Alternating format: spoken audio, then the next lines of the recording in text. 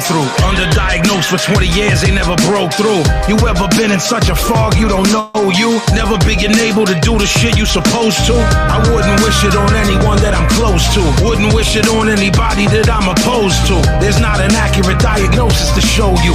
Basic neurobiology isn't close to. I'm watching life as a spectator. I can't help myself even though I possess data. It's not a part of my spirit to want to test nature. You think you know what I'm feeling, cousin, then let's wager. I have trouble retaining new information. Familiar scenes start to look foreign to realization. Everybody tired of being patient. Mama wonder why her baby crying in the basement. Constant rumination just exacerbates it, to the point where I can't even barely narrate it. I've had doctors tell me that my mind is fascinating, but they can tell me why the sickness has been activated.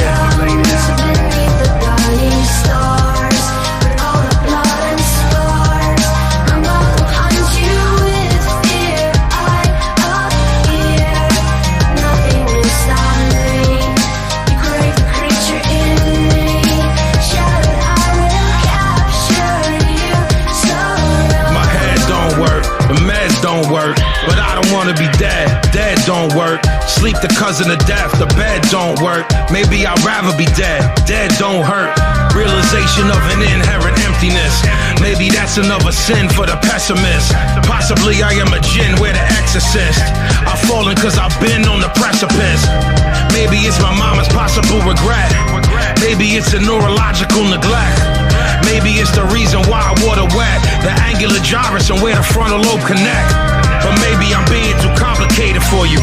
Maybe I should just be calm and explain it to you. The psychiatrist thinking they can fool you. Paxil, Zoloft, it's just wasteful to you. I tried meditation, try to sit in silence, but how the fuck that help a neurochemical imbalance? Why would you tell a person that they were childish without an understanding of the pain that they surrounded? I always feel foggy somatic detachment. It's like my body isn't connected to actions. It destroys everything that's affected to fragments. I don't have nothing but senses and sadness, yeah.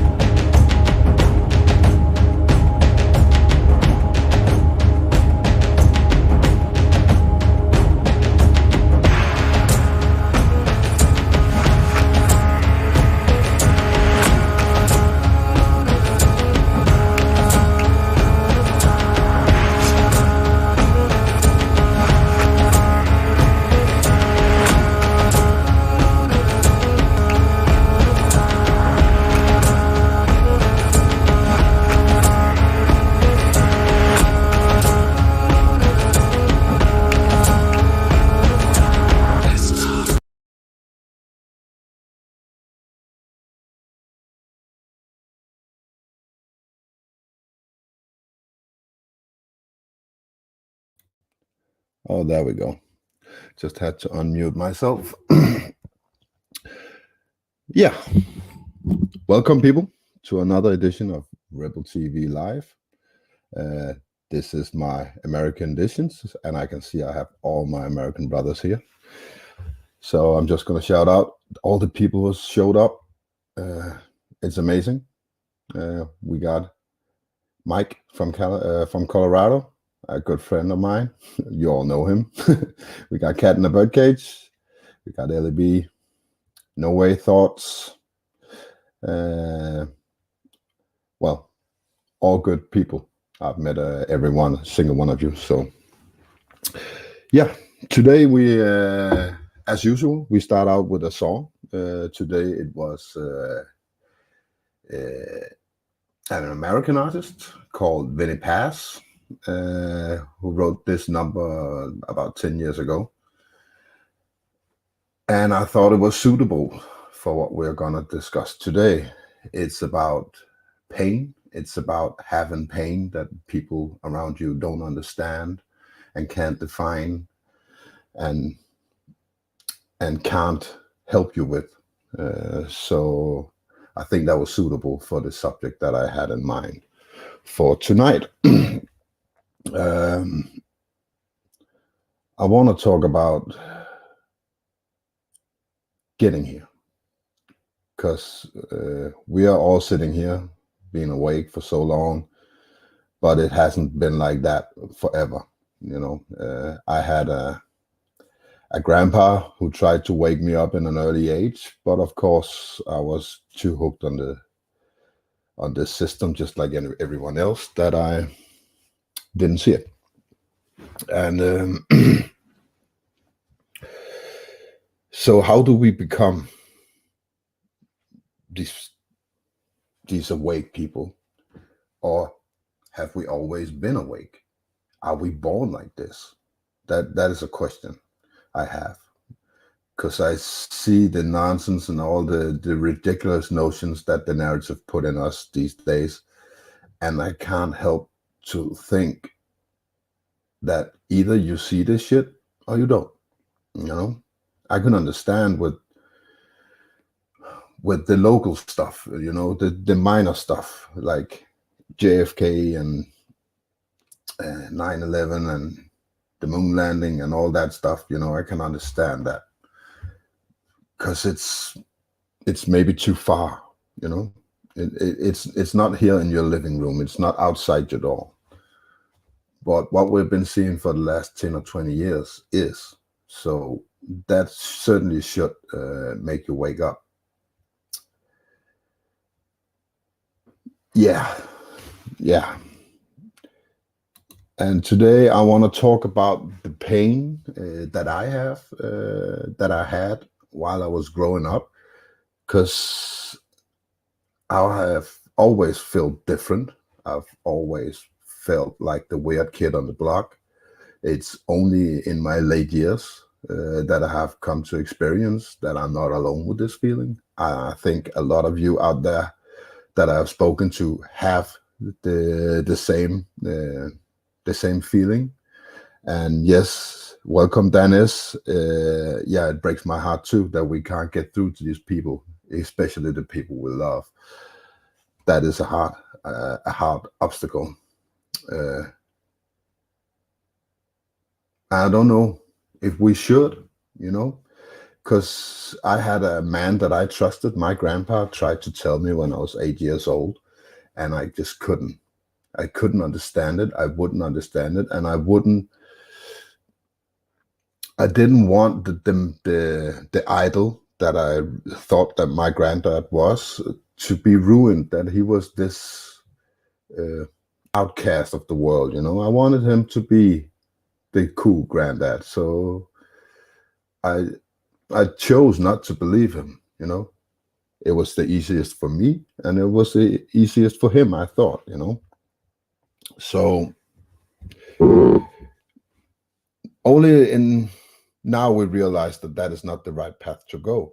But I don't think going to force what we know on people that we love just because we want them to see is the right way to go.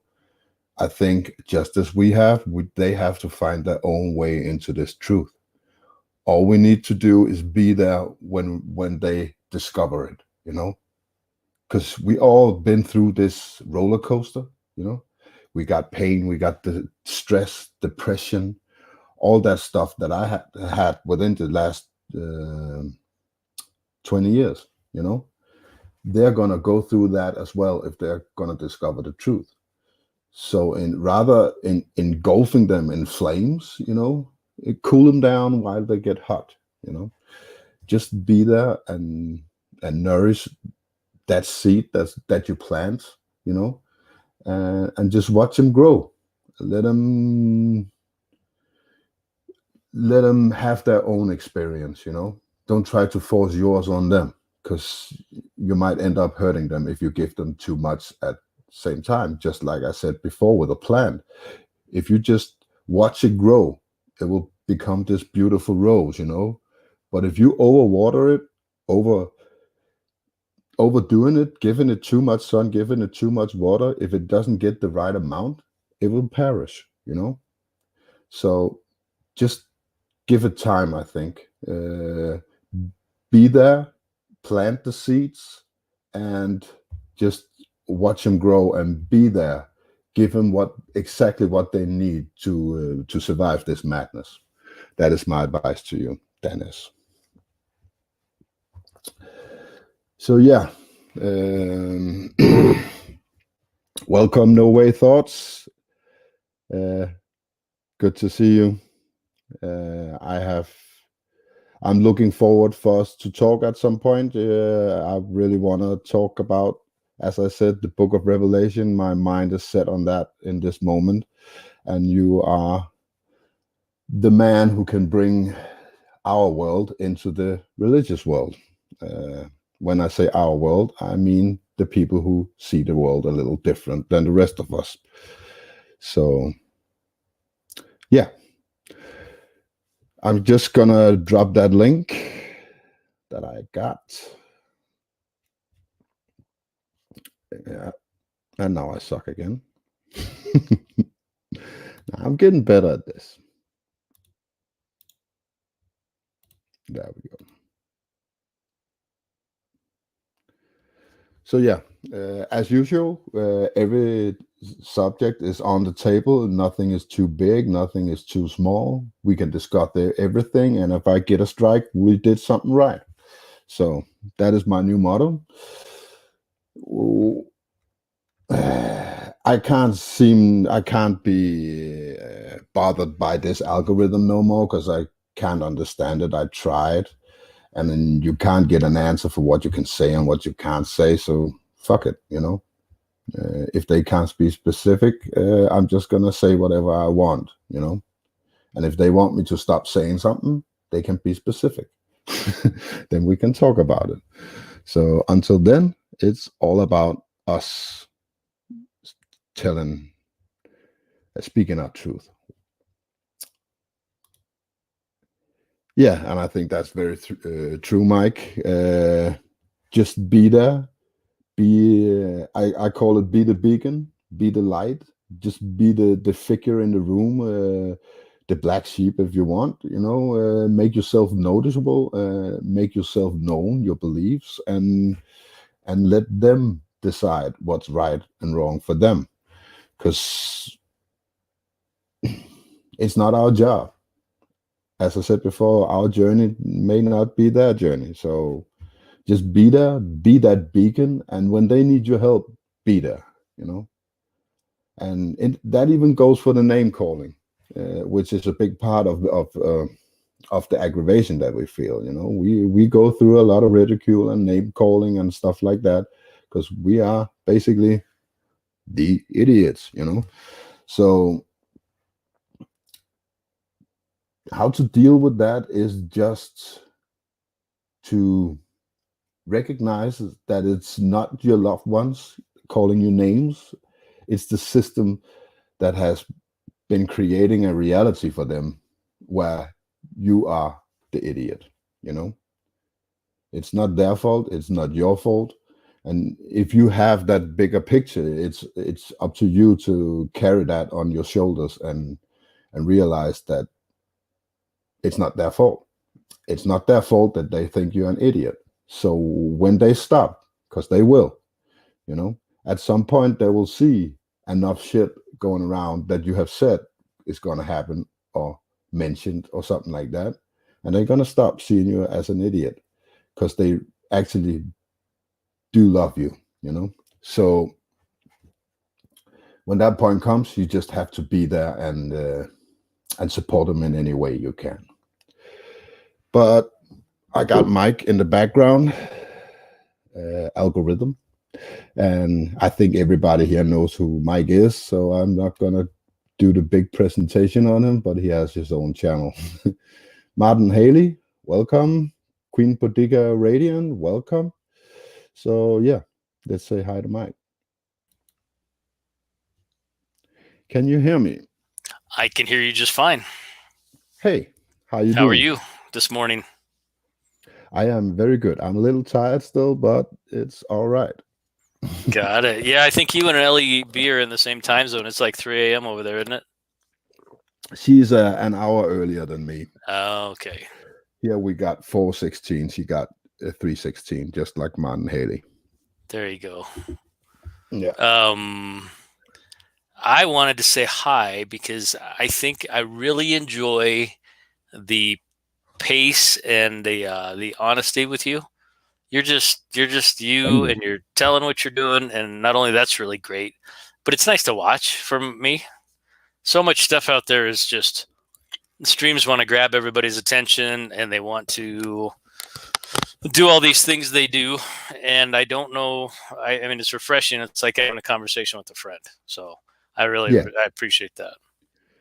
Yeah, well, I could do like most other, just show you shit, show you memes, and show you the realm we live in, and all that most people already know by this time, you know. So I thought, what's the point that we got 1,000 people doing that? So I'd rather sit here and have a conversation on feelings and how it is to go through this, because that is a big deal, you know. How do we deal with all this shit? It is kind of a big deal. I agree. I thought it was interesting when you're talking about the pain that we've all felt since childhood. I think it's going to be like 10 times worse for the kids now. The children growing up through this last 20 months, they're so confused and so many mixed messages. And there was a kid, I have a shirt that says Novak's Life, and I was in the supermarket today, and I heard the kid, he was about 12, mom and son walked by me, and he's like, how come he doesn't wear a mask? And she said, oh, honey, we've talked about this. And that was it. Oh, really? Yeah. So I guess my point is, I grew up with a single mom and a sister raising me until I was 10. And then my mom found a really good guy that she's still with, 43 years for those two. And I experienced I was lost and afraid like 90% of my childhood. I had fun. I had some good times when I, playing and stuff, but most of the time I was just scared of everything. Didn't have a lot of explanation. She didn't have time. She had 2 kids in the late 70s trying to earn money and, raise us as best she could. And I think she did okay. But I look at it now and my heart aches for what I see with children who are experiencing this time in history. Yeah, it is terrible. I think I dealt with it a little differently. I wasn't afraid. Actually, I was the direct opposite. At some point through my youth, I stopped, fearing anything. So, but instead, I had this depression. I had a violent depression when I was young.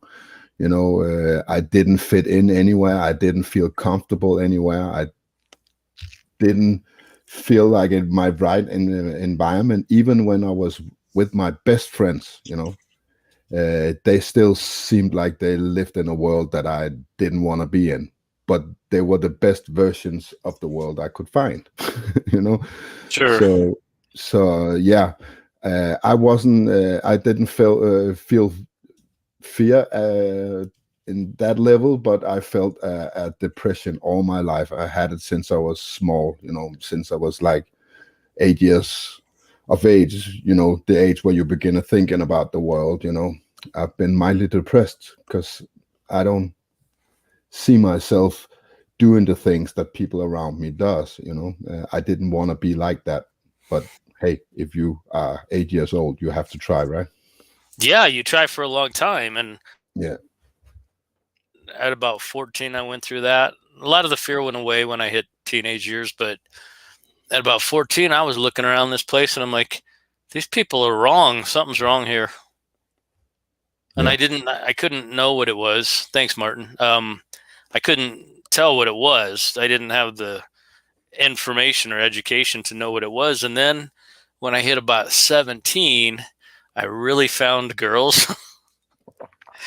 And I mean, they were the best thing in this entire realm to me. Yeah. Just like the best thing. Everything else fell to the second.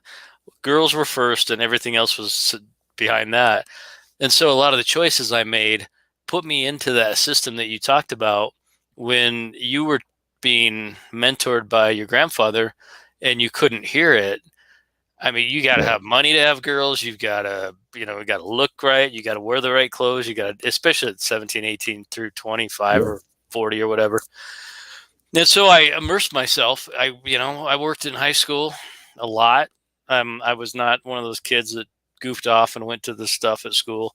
I went to my job so I could have money so I could get girls, which is stupid and whatever. But so I was sucked into that system until I got divorced at about 27. Was I 27? No, I was 31. 31. And it was devastating to me. A lot of loss and a lot of bad things happened. And so I went to books because I always loved to read. And I found books that made me look inside for probably the very, very first time, truly inside, like the Four Agreements and a lot of not so much new agey stuff, but kind of. And so I kind of been working on that for a long time. Yeah. I know a couple of people around me who's awake too, always, who did the same thing as you did, buried themselves in books. I never did that.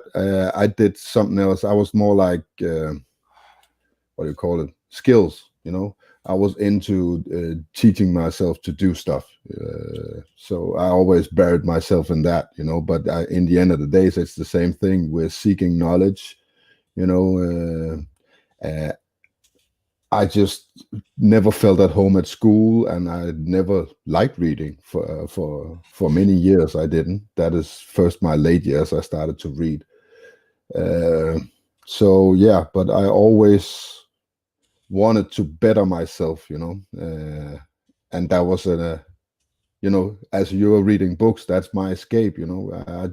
If I wanted to build a house, I learned to build a house. If I wanted to make a garden, I learned that. So yeah, and it takes your mind off that other stuff. Exactly. And I think that's probably like your martial arts, right? Well, not exactly. Martial arts is really my true hobby. It's that is what I had to do all along. I feel like I should have done this 30 years ago. Yeah. That will really have helped me in a way that I couldn't understand. I would have been a totally different person today if I started martial art 30 years ago. So that is more like a true hobby of mine. It's not to distract me of anything, You just love it. Yeah, I just love it. Yeah. Absolutely, which is good. So, yeah, I think for me, you asked what we do about this now that we're here. Yeah. Oh, boy, for me, it's a list of a little bit of prepping because I've prepped up for the past 5 years, and I continue to make sure I'm paying attention to that and sharing information with people who want to hear it. Yeah. Ignoring the people who don't want to hear it and are moving on with whatever agenda's going on. I just don't even. I'm not ignoring them in public, but I've taken them out of my equation. Yeah. At the mask people. Yeah.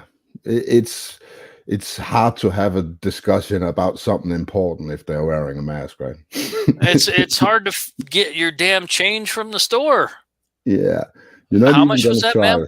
How much was that? I'm sorry, I can't hear you. Yeah. Yeah. And I'm at the point now. I'm not even if they're wearing a mask or even sanitizing their hands. I'm at that point where I see that as the same thing. You know, if I see that in a store, or I'm not even gonna try. You know, right? Yeah. Maybe I'm gonna be a little louder from just for my surroundings. I always do that. You know, and try to speak my mind anywhere. You know, so if I see something that I disagree with, I verbally disagree right there and then.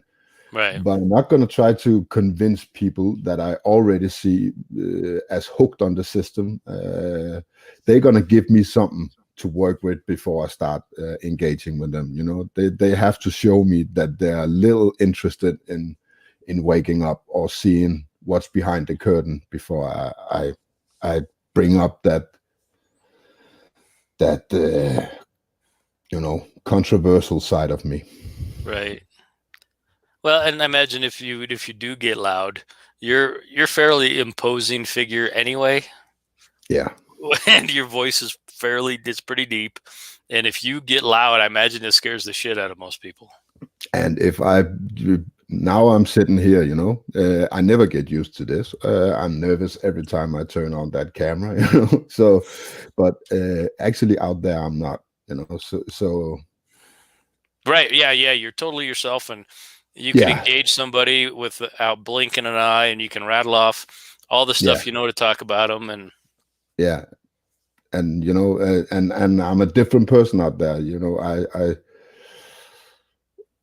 I express that my opinion is my opinion, and there's nothing you can do about it. You know, and I think that is very important. If you want to have that conversation with people, you know, if you're standing at the machine and you don't know, you want to be a rebel, you don't want to stick your hands under that sanitizer machine, you know, but you say, okay, I don't do it. You know, it's not going to work. You're not going to send the right message to the people around you. Right. And now you're just the idiot who chose not to do it, you know, and can't stick by your beliefs. So. Wait, you guys have sanitizer machines? Pretty much every fucking door in this country has a sanitizing machine. Holy cow, they got little plastic crappy bottles that you have to squirt the crap in your hands and rub them till it goes away out here. I think I'm going to make a video where I walk through my mall and you're going to see shit, you know. That's insane, you know. Good, I would like that. It's not only the sanitizing machine, you have arrows on the floor, you have little lanes you can walk in and stuff like that. It's terrible. Well, you know, it was that way here we didn't have the sanitizing machines. I wish they did, because I would have just sat there and run the son of a bitch dry. But they had arrows on the supermarket floors, and our big giant places, so they didn't really do that, but they did put 6-foot markers in places. And that went away. Guy, that was probably from like last April, May until first of the year this year. And now it's all gone. All the signs are gone. Everything's gone. It's been gone. The reason I think it is they're going to try to starve America into submission because we're armed.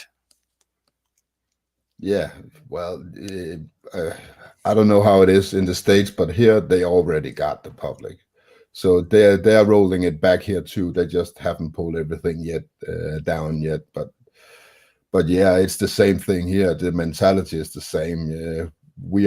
People seem like they're over it. It's forgotten. You know, how can you forget the last 24 months that we've been through? How fuck can you forget that? You know, it's incredible. So I see. I don't know how to say it no more. You know, I see some really weird stuff now. Yeah. I couldn't find the clip. I tried, but on my phone I had made a video where I filmed the other day. I filmed a man with a total air protection. He was like an astronaut. He had a helmet on Nice. with airflow, and he had this. We use them at work actually. Those machines when we are in too contaminated areas. He was walking around on the central square in Copenhagen with this shit on. Like a And it hazmat was an suit. old man. I couldn't help feeling sorry for him. He was like 70 years old, I So know. Yeah. it was sad. It was really sad, and you want to go over there and just lift it up and say, hey, the air's okay. But you also know that you know Oh, you'd probably give him a he's heart not attack. ready for that. You know that. Yeah, you'd probably give him a heart attack. Yeah.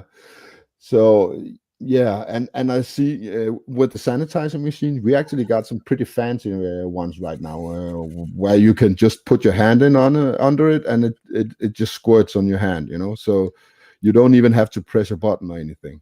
Right. So I can't, but I still see people using their elbow to stick under the machine.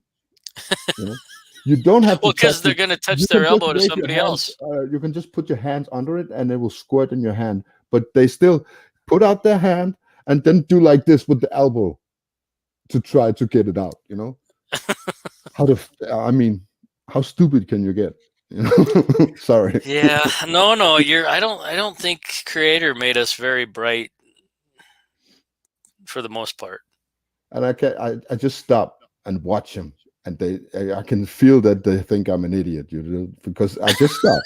I just stop and look at them. I want to shake my head, but I don't want to be an idiot, so I just watch. Right. You don't want to be too mean. Yeah. Just stand and observe. Yeah. Well, I like your example of the old guy with the suit, and you did say it's very sad. That's kind of why I had to change my thought process about the Muscovites. I really did, and not only was my body doesn't really, I'm not real good with anger, but the I felt bad. I felt like I was being the bad guy in a situation where the people that made them the victims are really the bad guys. Yeah. You know what I mean?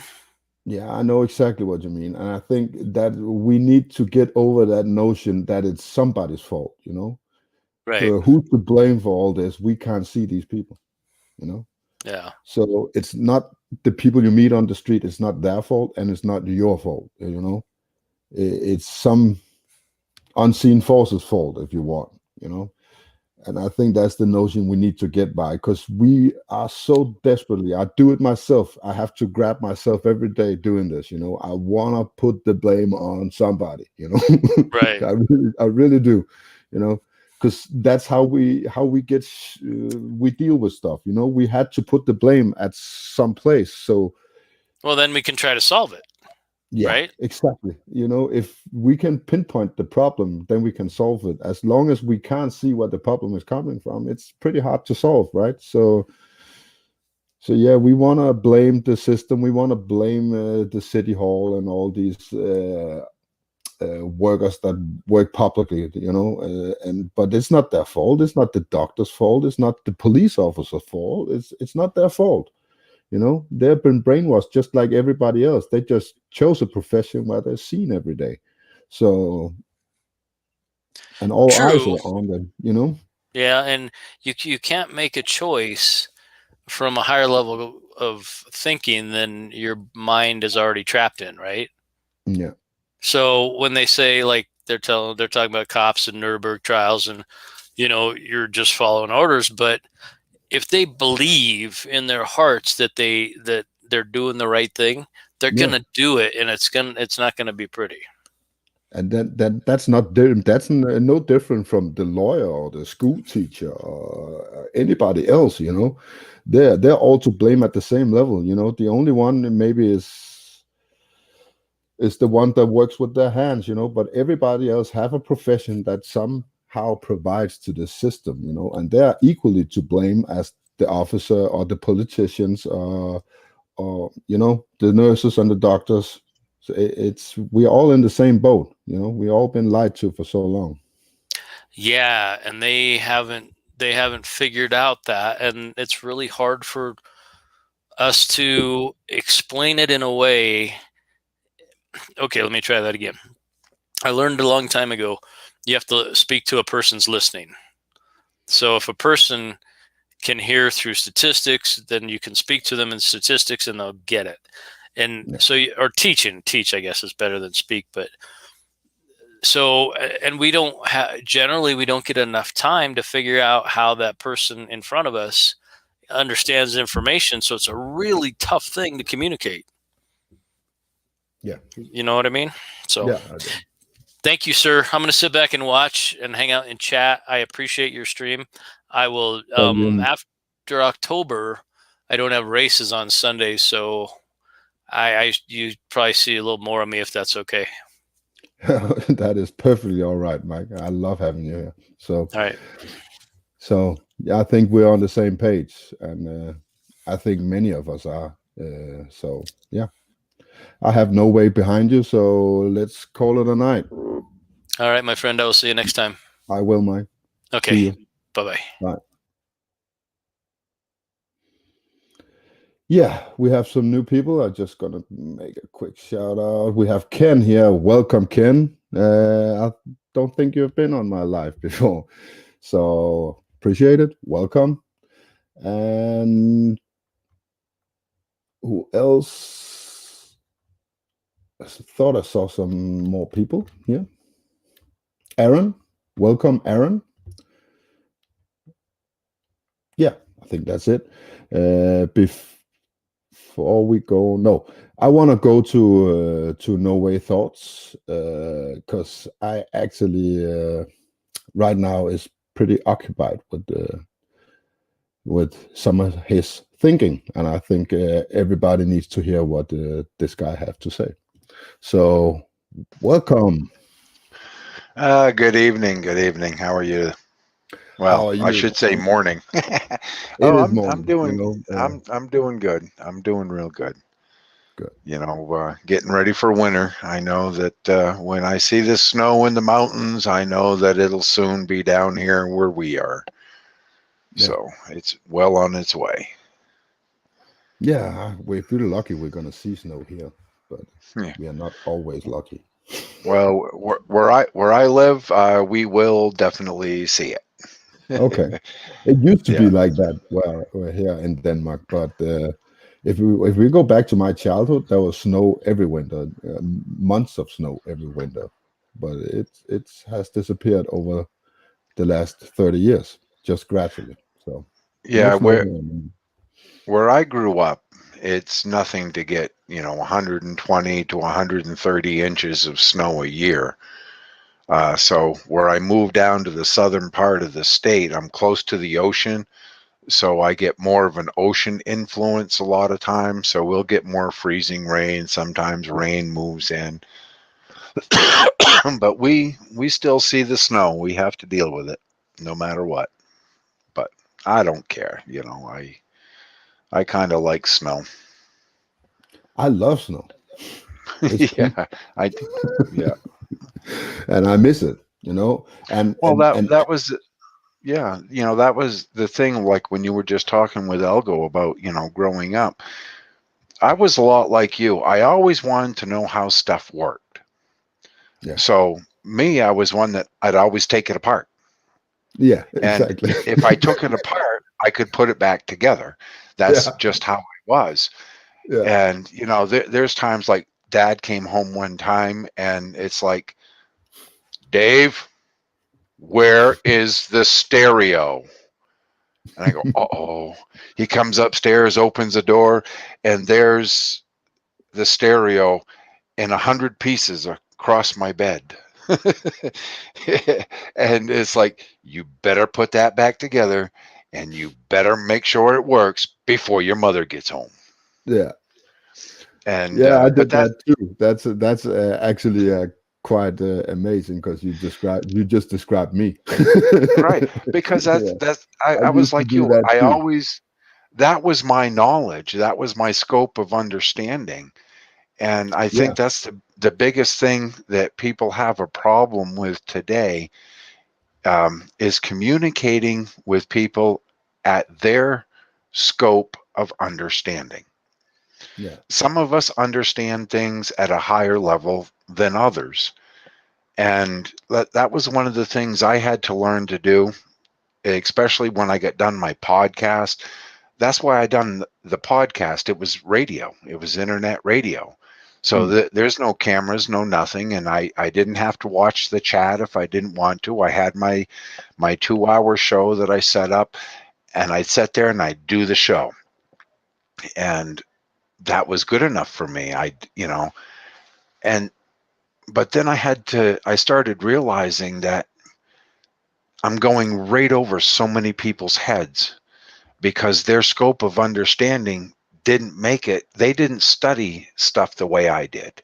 No.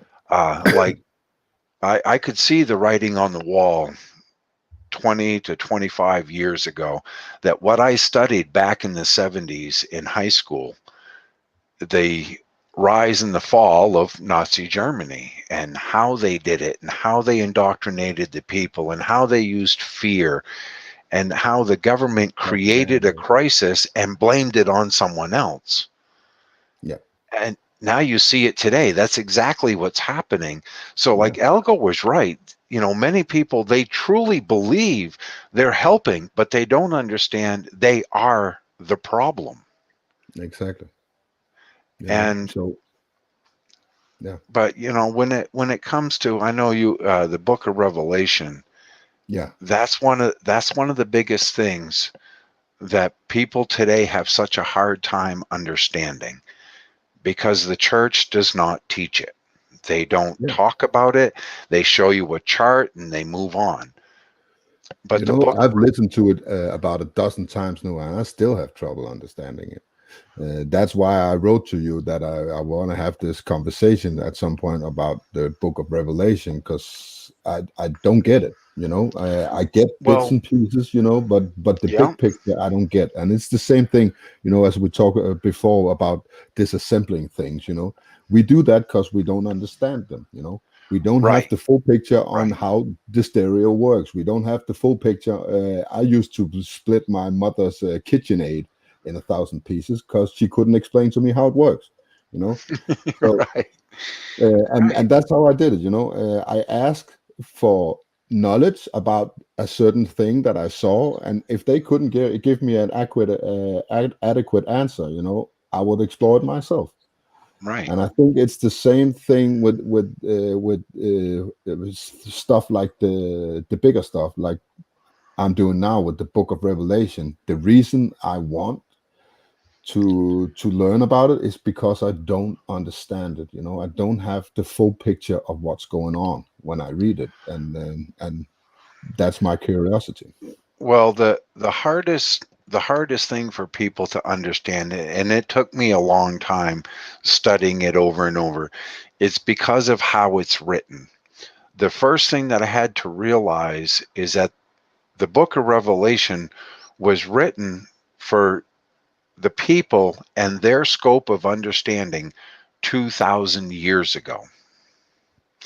Yeah, And the way the Roman Empire was still persecuting and putting to death Christians for that gospel and for that kind of speech, it had to be written in symbolism, metaphorically, and very little literal speech was in it. So to understand what John was seeing and writing, you actually have to go all the way back to the Old Testament. yeah, And so when you look at like Daniel, when Daniel was told that that book is not for you, to close that book up, that is a book for the end and it is not for you. So when yeah, you look at even what John was told, he wasn't allowed to know it all either. There were books that he had to close and he had to eat, basically. Don't you're not going to understand this.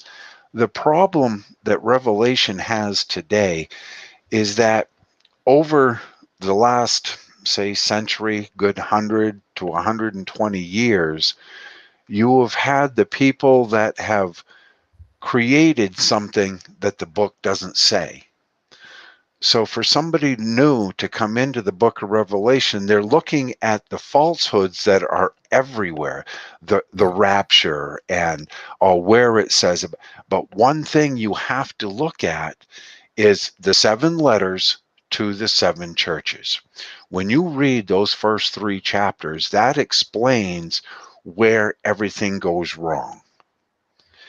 And once you start to understand, and a good thing to do for those 7 letters is, you can still find it, is research those old ancient cities that the 7 letters were written for.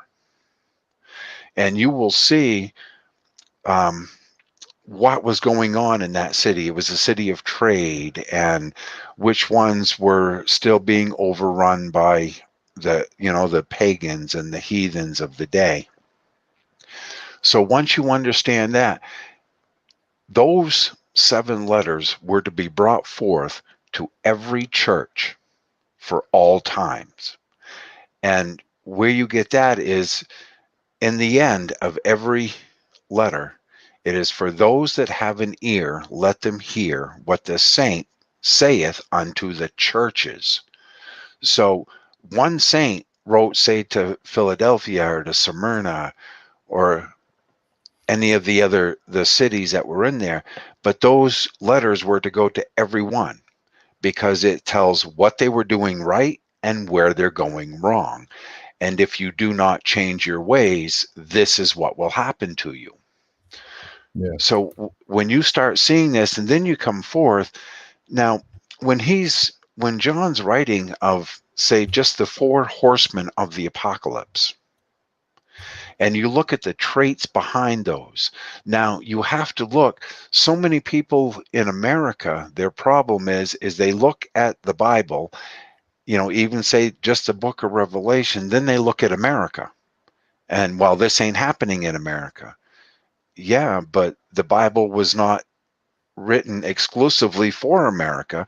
It was written for the world. So when you look at the whole world, the whole picture, you see the wars, you see man killing man, you see the pestilence and the disease in all these countries around the world, and the people being put to death.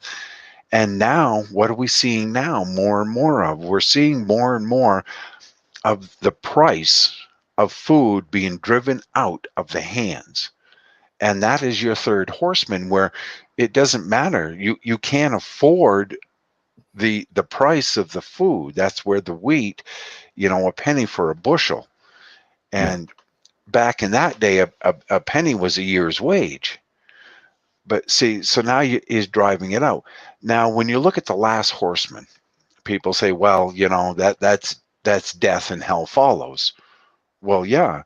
When you look around the world today at the hundreds of thousands of people losing their life, and the people that are left alive are living in hell.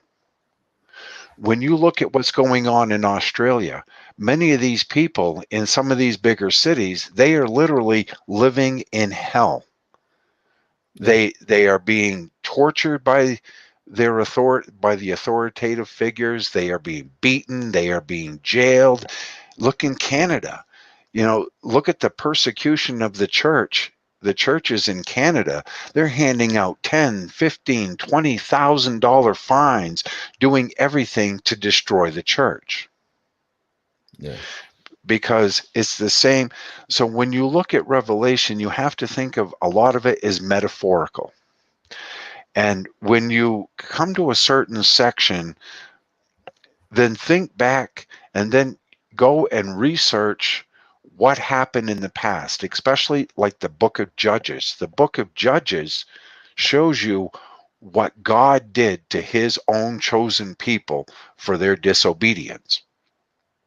So when you come forth into the plagues within the book of Revelation, the tribulation that we will go through and all of this, look back into the Old Testament, and that will explain to you what's happening in today's society. So you can see it playing out. All you have to do is look around the world and reference what's happening. It's not going to be literal. It's going to be metaphorical and symbolic, because if John were to bring this out to the people 2,000 years ago and let his writings go forth to these people, nobody would have listened. It would be like us back, like when I went to school in the 70s. If somebody was walking around talking about cell phones and laptop computers, we weren't gonna listen to them. It's like, what No. kind of planet did you just land on? You Yeah. know? And here, all of a sudden, 20 years later, here it is. Then 40 years later, now look what we have. There's Wi-Fi and cell phones and laptops, and I mean, it's rampant. So at the same Yeah. time, if John were to come back and say, "Oh yeah, we're going to have pestilence," some country named China is going to create this thing and it's going to poison the world, and then they're going to come up with some medical device that goes in a needle and they shoot it into your arm, who was going to listen to him? Nobody. They would have probably stoned him to death, thinking this guy is possessed. Yeah, but I can't help thinking, that is this happening because of the script, or are we creating our own script, as we go along? It's like, what came first, the hen or the egg, you Right, know, right. because And we yeah, I that's a good question.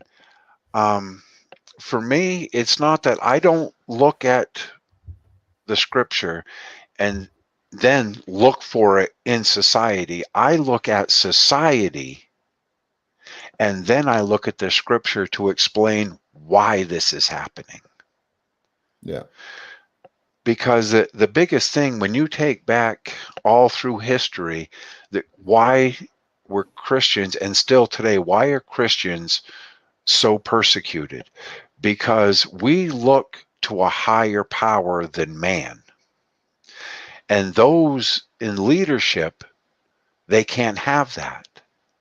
Because, like for me today, I ain't going to wear a mask. If I walk into a store and they say, you see these stickers on the floor that say stand here, I don't stand on them. no, I of course walk right not. around them, and I don't care. Yeah, And like when I went to my doctor's appointment for my lungs there last week, I didn't wear the mask. of course not. And now they're telling me, well, here, put it on, but lift it out on the bottom.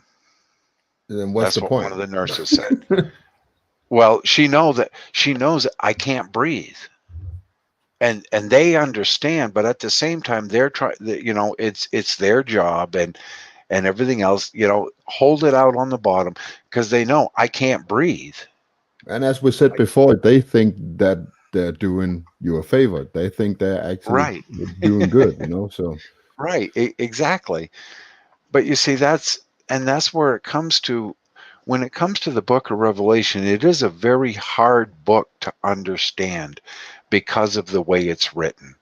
But the only way to understand that is you need to study Leviticus and Deuteronomy. When you see the 635 laws that the Jewish people, or at that time the Israelites and the Hebrews, the laws that they had to live by.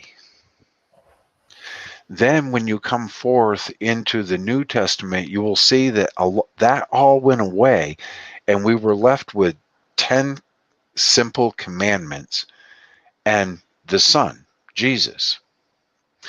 Then when you read a lot of Paul's writings in the New Testament, it explains what these people were doing wrong, what these towns were doing wrong, what the churches, how to correct it. And then there's a lot of symbolism within that, of like, these things are going wrong, and this cannot, if this happens, Excuse me. A That's great falling away. This end time cannot happen unless there come a falling away. yeah, The falling away is when people are no longer getting the truth.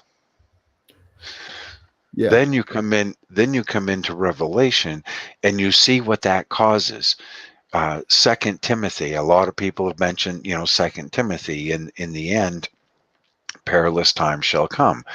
People shall be lovers of self more than lovers of God. They yeah, should. So those traits. Now, what do those traits lead to? They lead to the the people being condemned in the book of Revelation. This is yeah. what And it leads to. I Yeah, want go to ahead. say something about that, because Yeah. I see some traits in the humankind that is both our strong suit and our our fall at the same time. Sorry, I think you just passed that on. COVID. Yeah, it must be, and now it's airborne. Yeah, but traits like manifestation, Yeah. we can create the most incredible things because we can manifest it in our mind, and we can make it a reality. But it also works the other way around. We can manifest all the weirdest stuff because we feel like we have to have this knowledge about things. It could be about the scripture. If you have this notion, you're reading, let's say you're reading the book of Revelation, you know, and Hmm. you have to understand it. You feel like you have to understand this, but you don't, You just read the whole book, and you didn't quite understand it, but you feel like you have to. So you're manifesting your own reality, surrounded by what you've heard. You create the best version you can from the knowledge you just was handed, And I think that's where we often go wrong, is because we have this need to understand it. So we kind of delude ourselves instead of just listening. Yes. And when you're ready to understand what is said, it will come to you. Just keep listening, and I think that is a flaw we have these days. We don't want to spend the time that it really takes to understand stuff. We want the quick way out. So if we can't Google it, we are going to create our own notion in our mind, and that when we've Right. done that for a long time, it becomes reality. So yeah, I think that is Right. a big And part of it. you see that's where the internet is failing us, because the biggest thing that people do, they only search and read and study what they already believe is true. Yeah, So if you believe the moon is made of cheese, then that's all you're going to research. That's all you're going to listen to, and and you're that's going to all you're going research to look at. which kind of cheese it's made of, right? Exactly. Yeah, And you see, and you are right. It was very hard. Um, when I done on my podcast, I sat down and I broke down. It took like 4 episodes, and that's 2 hours an episode. And I broke down the whole book of Revelation. So I would take a week and I would study the first 3 chapters. That's your letters. And I yeah, studied it and researched it and researched it and studied it. And I changed my mind on a lot of things by finding the truth somewhere else. What I've always found to help, if you're seeking the truth, the God's honest truth, God will show it to you. yeah, He will give you that understanding, because he understands you want to use it for good. yeah, But if you're just researching it to research it and say, "Hey, I'm going to get 10,000 views on my video," then he's not going to show you the truth, no, because he knows that it's not being used that way. But there's the now patience. even side again, you know? Patience. Yes, Yeah, a lot of patience. yeah, Now, with my wife, what I did, when I was starting to research this, I could see she had a good understanding of it, but there was a lot of things that just didn't make sense to her, and she was too much of the modern day thought. So what I did for her is, when I done the first 3 chapters, I sat down, had her, set her up on the mic and had her read those first 3 chapters for me. And I taped them and I put those in. So when I was doing the podcast, it was her reading those chapters, and then she's listening to the research I did and the explanation. And what I've always told people, don't listen to me. yeah, Study it for yourself. And I would give them the references that I used to come up with my opinion. And that's exactly, I always told people, this is my opinion of what I see. But when it was all said and done, she realized then she had a whole different understanding of what the book of Revelation was. yeah, And that was from her reading it and then listening to my opinion of what it's saying and what it could be. And when you're hearing that a third of all the creatures in the sea will die, a third of all land will be burned up. And I told the people in the podcast, well, think about what we have today. Could John say they're going to send missiles down from the air that's going to have this nuclear bomb attached that could wipe out hundreds of miles of land in an instant? He couldn't do that. And even in his visions, he's not going to see that vision because it would be over and above his scope of understanding. But now that we are in this modern day, we know there's ballistic missiles. We know that there's toxins. We know that there's poisons. And we can see this stuff because we see it happening every day. And that's where the indoctrination of the people come in, because people, oh, look at this. It's got to be global warming, why they're having this massive fish kill. All these massive fish dying and they're washing up on the shore. Oh, it's got to be that global warming, or it's got to be this poison. And why? Because they're hearing it from the people they were told were the experts. yeah, When you're in school, what did the teachers tell you? These people are the experts. These people are telling you the truth. These people are who you go to for help. These people are the ones that will protect you. but But what are they who's really doing saying? You know, exactly? what are they really saying? They're saying you don't have to think for yourself. You don't have to be curious. You don't have Right, to, that's what they're right, really saying. They are taking away your ability to think for yourself. That's what they want. It's not because they want you to listen to these people. They just want to take your own ability to create stuff in your mind. They want to take that right, away. right. Because you're supposed to look to them as your higher authority.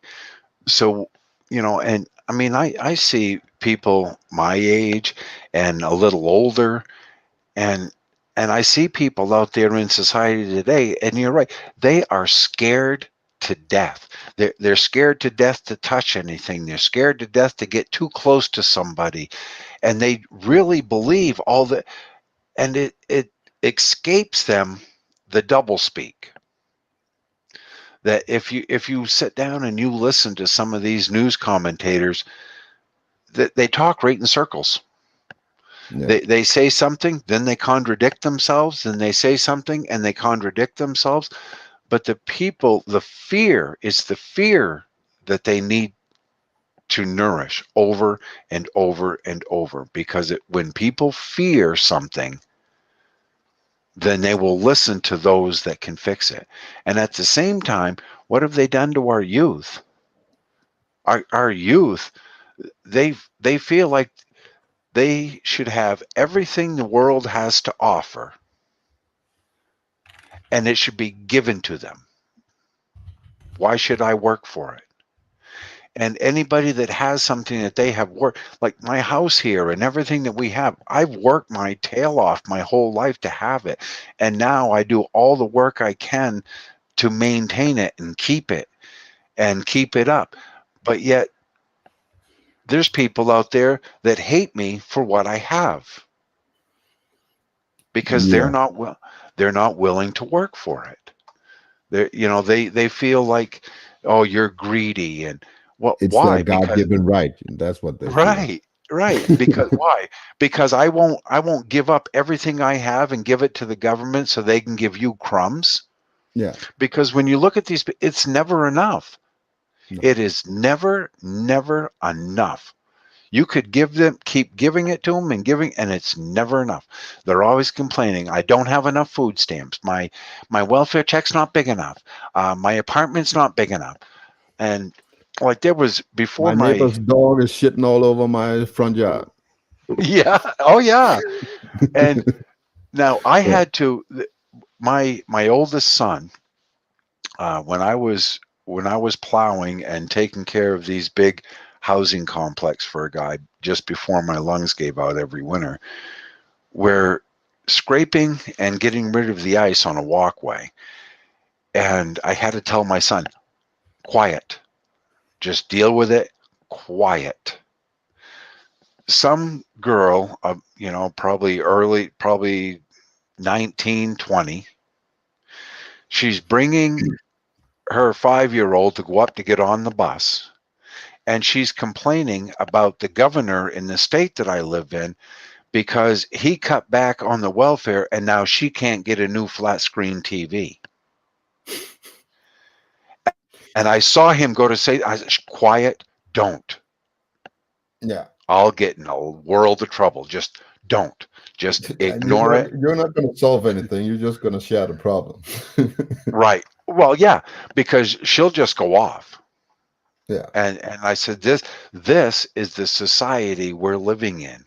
If you like it or not, dude, this is the society. This is what I've been telling you your whole life, that this is what's coming. This is what they're doing to society.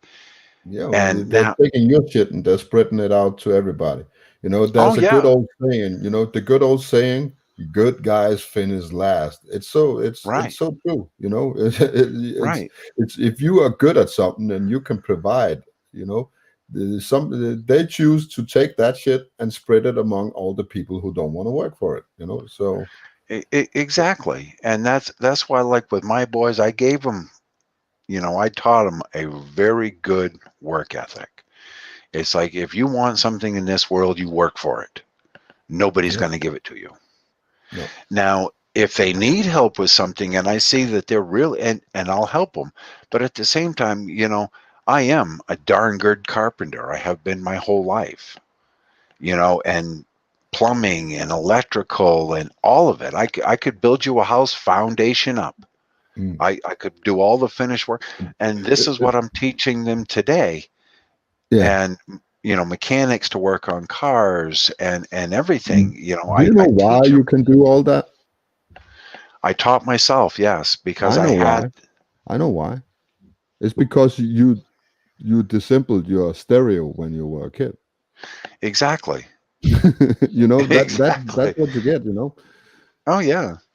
And So and so that's why so that's why you have all these skills. It's because you've been curious on how things work your entire life. So you get true knowledge while other people get an education. So and yeah, and I've always been one of, I'm not going to pay somebody to do something I can do myself. exactly. Because I understand, I see a lot of people, and that there was an old saying, how come a carpenter's house is never finished, a mechanic's car is never fixed? Because they're always doing it for someone else. Yeah. And it's the same thing when took a few years and I learned heating systems. I put the big boiler in my own house and run all the baseboard and everything else. but now I still help other people that don't know how.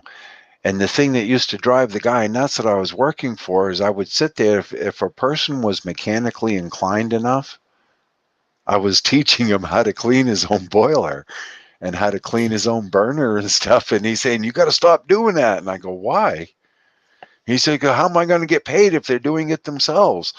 I said, well, you'll get paid when they screw up and call me at 2 o'clock in the morning. Well, they're not going to remember anyway. No, a lot of them didn't, but there was a few that did, and I still help a lot of. But yeah, I was always curious, always. I always liked building things and creating things and being. It was kind of, it was kind of a pride type deal of, look, I always used to joke where I am half Native American and I'm half Scotch Irish. But I used to tell people, I said, hey, if the white man can build it, I can fix it. Yeah. And that's what I did. I could fix, and still right to today, I can joy rig anything and make it work. It's about focus. That's how we learn, you know. I teach that to my kids, you know, when they say, Dad, how am I going to learn this? I'm just say, use your focus. You know, focus is the most important skill, and it's actually pretty much forgotten these days. You know, if you really want something, you will pay attention. You know, is if you can't keep your mind occupied with this, if you can't listen, it's because you don't want it enough. You know, find out what you want. You know, and because you'll learn 10 times as fast when you're dialed in and you're focused. And the only way to get there is to really want it. So I say that. Now you just answered the biggest thing that would help you in understanding the book of Revelation. Focus. Yeah. Focus. Instead of focusing on the whole thing, start at a smaller, start with the first 3 chapters, then the next 3 to 4 chapters, and take out the sections of it that break down a specific topic. Yeah. And focus on just that. Yeah, I think you're right. I think maybe that's what I've been going wrong in, because I've been taking it, I've been reading it all, you know, every time, you know. I haven't broke it up in sections. And it makes sense because I do that 4 times a week in the gym, you know. We don't go there and learn Brazilian Jiu-Jitsu, you know. We're not going to practice every move. We take one move every week and we just practice it until it sticks, and then we go on to the next move, you know. Correct. So yeah, it makes perfectly sense. I'm going to try doing that. Because one thing you will notice is the book of Revelation is repetitive. It may be written so you think like this is going to happen, then this is going to happen later, then that's going to happen later. But if you start putting doing it section by section, you'll see that they're all happening together. The seal is being broken, this is happening, and the vial's being poured out, and the plague is happening, and then the next seal is broken. So it may tell it in sections, but you'll see the similarities once you understand one section, then the next section, then the next section. Because, and you know, like when John, you figure when John was in chapter 4, verse 1, when he was taken up, it explains it, a big part of it right there of, see, no flesh is allowed in heaven. So his spirit was brought up because he says, I felt like I was in the spirit because no flesh is allowed. And then he was shown the things that must come to pass from here on. So what he was being shown is before this end can conclude, all this stuff has to happen first. All of it. The good, the bad, the torment, the death of the people, everything. All of this must happen. So when you do get up into 17, 18, and 19, now you have to look back at where this was told in the past. Thessalonians, what would happen? You know, the dead in Christ shall rise first. Then you can go back all the way to Daniel, even where Daniel is saying, for in the end, all shall rise, some to everlasting life, some to everlasting contempt. If it's one thing the Bible does, is everything is explained at one point or another within it. Yeah. And if you break down one section at a time of Revelation, once you understand that section, then move on, and the next section makes more sense to you. That's how I Yeah. ended up doing it, because it, Yeah. it It makes was, I sense. understand. It makes Yeah, it sense. drives you nuts. It drives you Yeah, nuts to it try. does because normally I listen. I've read it, like I said, a dozen times. Actually, I've been listening to it. I have an audiobook. So Yeah, at the evening, I put it on. Just like if I'm going in bed early, I go to bed early, an hour earlier than I normally do, and I just lie there and listen to the audio. And yeah. when I turn it off, I'm like, I have so many questions in my head. Well, I'll, And I'll tell you, another good thing to do, if you go online and you go to the official King James Version Bible online, yeah, and when you type in, say if there's a phrase in a chapter or a book in the Revelation, one chapter or something, there's a phrase, type that phrase in to the search, and it shows you all the different through the whole Bible when this certain phrase or this certain word was used. oh, Deceived. interesting. If Yeah, you write in deceived, and you'll get 300-400 verses throughout the whole Bible where it talks about deceived. yeah, And that's a good way too, in order to find, see, like I have a study Bible. yeah. I When can I see did that. go, when I went to the church I was at, the pastor, when I got saved and stuff, he gave me a gift, and he gave me this big study Bible. This study Bible shows you all the references, and so you can, it'll take you all the way back, and it'll take you forward, and it shows every subject and every verse Yeah. and in context, and it shows you and leads you back to other books within the Yeah, and I Bible. I think that's a really good way to deal with it because I think I found out that I misunderstood a lot of words when I was reading them. The first or Yeah, second time I read them. When I get down the line, I see, oh, that doesn't actually mean this. It means maybe it's more like this. And if you do it like you say there, you can go back and maybe you get the right meaning of the word of the writing the first eh, time.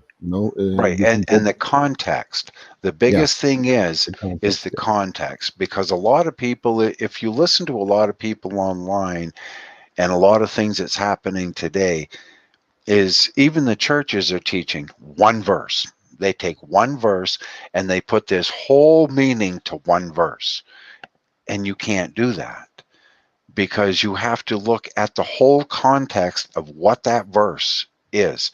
What was going on at that point in time? What is this chapter talking about? Who is it talking about? Who was this book written for? In what period of time? And the Yeah, biggest thing is people's scope of understanding. So that's where I think a lot of people are falling short today. Is it's the scope of understanding. They used to teach us good understanding, and then they started taking it away and taking it away and taking it away. And now when you look at these new millennials, they think they understand something, but they don't have a clue to what it they need means. to understand it. That's the problem. Right, It's no longer about an urge to understand. It's about you have to understand, otherwise you can't be in this society. And that's a right, big issue. right. Yeah, repeat what I told you to say, Yeah, or you get an F. yeah, You fail this class. because Yeah. you're not repeating what I told you to say. And that's not critical thinking. That's not No, critical thinking at all. it's not learning either. No, it's just being a drone. And Yeah. I hate drones, but we're the world's full of them. But I did send you an email. I'm not sure if you checked and got it. Elgo was nice. He gave me your email. You'll know it's me because the name you'll see is not known. I got it. Yeah. Okay. There it is. I don't I don't let them know my name. I So a know. lot of time when it says not known, a lot of people find it in their junk folder because I refuse to give the email company my name. That's why I had to get rid of an old email I had, is because I realized Yahoo, that was the first one I had many, many years ago.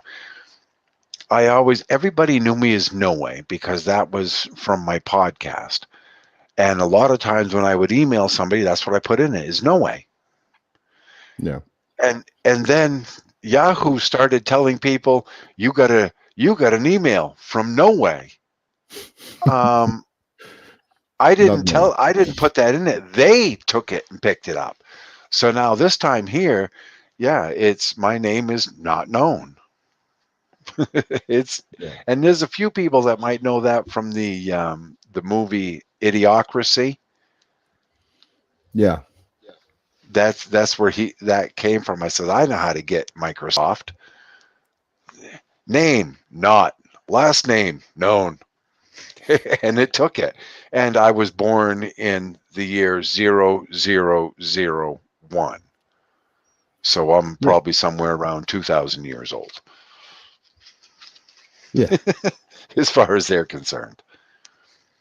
But yeah, Yeah. with that email, so if there's anything that I could help you with, or if, Oh, ask a certainly are. question, yeah, just send me an email and Certainly I'll are. You know, gladly, because I I'll have a ton of gladly. questions. I'm going to try to keep it simple. As we just talked about, I'm going to try and change my focus on a little subject at the time instead of the whole book, because Right, right. it just turns my mind upside down when I do. So, Yeah, that was one of the things when I started, when I first started getting into, it's like, okay, I want to know the truth. And it was the same thing. I sat down, I read the whole book of Daniel, and I was lost. I had no clue. Then I went mm, back, and it was a retired reverend that told me that. He says, no, Dave, he says, take and do this section and study this section. And once you understand that section and have a meaning in your heart to that section, then go to the next topic yeah, and story within you it. can actually go back to the idea of the stereo you split apart. You know, when you open the Right. stereo, you know, and look down into it, you're just gonna see a lot of shit that makes no sense. You know, you know. Right. But if you Right. start and just look at one part and say, what does this part do? What is its function? What is it? Is the job for this part? You know, and when you understand it, you go along to the next part and the next part, and all of a sudden, it won't seem like this big mess inside your stereo, and it will make more sense to you. So yeah, Right. Yeah. probably the This, same this, thing. this circuit board runs that circuit Yeah, board, and then exactly. that one runs this one and this one. And Yeah, yeah, and that was the same thing when I was in high school and we got into engines, and it was basically the same thing. This part runs this part, and you need these two parts to run this next part. And by the time it was all done, you had an understanding of how a combustion engine works. yeah. So But if you that just went, try to look at it as a whole, you will never understand it. oh, never, no, you Never. wouldn't. And Yeah. because the thing that they were teaching us and what they taught us in mechanics class was how to diagnose a problem within an engine. Yeah. And that's what mechanics do today. Well, of course, now it's all computerized, and they got a computer to tell them. But back in the day, we built those engines and we understood, okay, if this wasn't working and that, we knew where to look and everything. But it's the same thing. So everything in life Yeah. all works the same way. It's our scope of understanding, and it's a lot of patience and it's a lot of frustration. Yeah. And Exactly. when it comes to the Bible, frustration is number one. Yeah. And patience is It'll number two. You're right. And I always told everybody, I'm not a doctor. I don't need patience. Yeah. Well, But that's is my hard part, because I feel like we are in so urgent times. I feel like I'm 20 years behind, because I've never really read the Bible before, not like this. So, and I've never been a man of God. So I feel like I'm 20 years behind, and I feel an urgency to understand this thing that I've written, because I don't know how much time left we have, before it all goes to shit. well, one thing I can tell you is that it's never too late. It's never too late. It's never the wrong time. When you seek the truth, God will give it to you. I That's hope so. Yeah, and I, He will. I mean, He gave it you to have me. He given me gave a me, lot this last decade. So yeah, and that's good, yeah, and it is. And like you say, when you have your quiet time or whatever before you go, think about it and listen to this section and think. And it is, yes, it is a lot of work, but it's rewarding. What I noticed, the more I started to understand and the more I learned, the more I wanted to. yeah, and that's the key. You have to want it, Right. Yes. because I never did before. If people were referencing the Bible or speaking God's words, I was like, man, I'm not bothered. What can I Right. use that for? Because I didn't have the focus. I didn't want to understand. I didn't want to learn. So I can feel the difference now. When you really want to learn, it makes more sense. And Right. And for me, what it did, a lot of people, I had to make it right with God. I had no choice. When a person's final chapter of their life is opened up and revealed unto them, that's the choice you have to make at that time. Are you going to live for the world or are you going to live for your soul? yeah, So that's why I chose my soul instead. yeah, I haven't yet. I want both. I'm greedy like that, so I Yeah. still want both. Well, it is. So Giving up the world is the hardest thing anybody has to do yeah, in their life. I've given up on the world many times. The only problem is I keep get sucked in again. Oh yeah, the world is good at that. The world is great at pulling people back in. And everyone, how can you live without Twitter and Facebook? And I don't miss it. I never had Facebook. I was on Twitter and big following and everything, but hey, when it went away, and I don't miss it, and I don't miss the drama. I don't miss the the anger and the hate and that. I got away from that. I needed to get away from that because like I've told Elgo a lot. I mean, I'm a lot like him when it comes to a temper. Come on now, take a native and a Scotch Irishman. Hello. You're darn right. I've got a temper, and I got a I nasty do one. too. I do too. I just I've started to hide it, from the world. I used to say "fuck you" to everybody I met on the street, and now I'm just clicking my heels and go away. So I've Yeah, changed. there's a. I wish I could find the poem and read it, but if not, I'll have to do it from as good a memory. It is called "The Letter from Jesus." You never know who you're going to meet and who they are on that street. You never know, No. and it's better. I have learned a lot. kill these people with kindness. You know the ones that they want to attack you, they hate you. You walk into a store without a mask and you're not washing your hands and you're not social distancing, they hate you and you can feel that and see that. I kill them with a smile. It's Exactly. like, And hey, if you you want to know. punish them for being dicks, the worst thing you can do is actually a smile or a little laugh. Oh That yeah, will hurt them even more than because they want the the discussion, confrontation. they want the Yeah. debate, they want to route you up. And if you don't give them that, they're gonna boil over. So yeah, And it does. It burns them. It burns them yeah, good.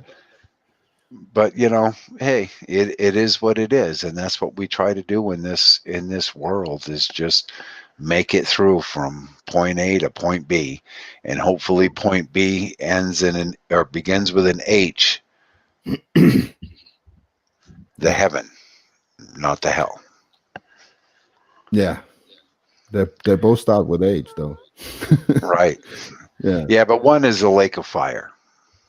That's yeah, how it. And that's the biggest thing that I found when I started researching everything, is I had to learn to look away from what man has created. Man created the Antichrist, where the Bible only calls it the beast. Man yeah, created the rapture, and none of that is explained at all, because in my mind there is none. There's you know when you look, God only did what he didn't tell us that he would shelter us from tribulation. He said his saints would not suffer his wrath. God's wrath is when you're sent to the lake of fire, basically hell. So yeah. But isn't that the problem? Knowing what is man-made and what is the word of God? That is my issue with religion, and it has always yes, been it is. my It's issue.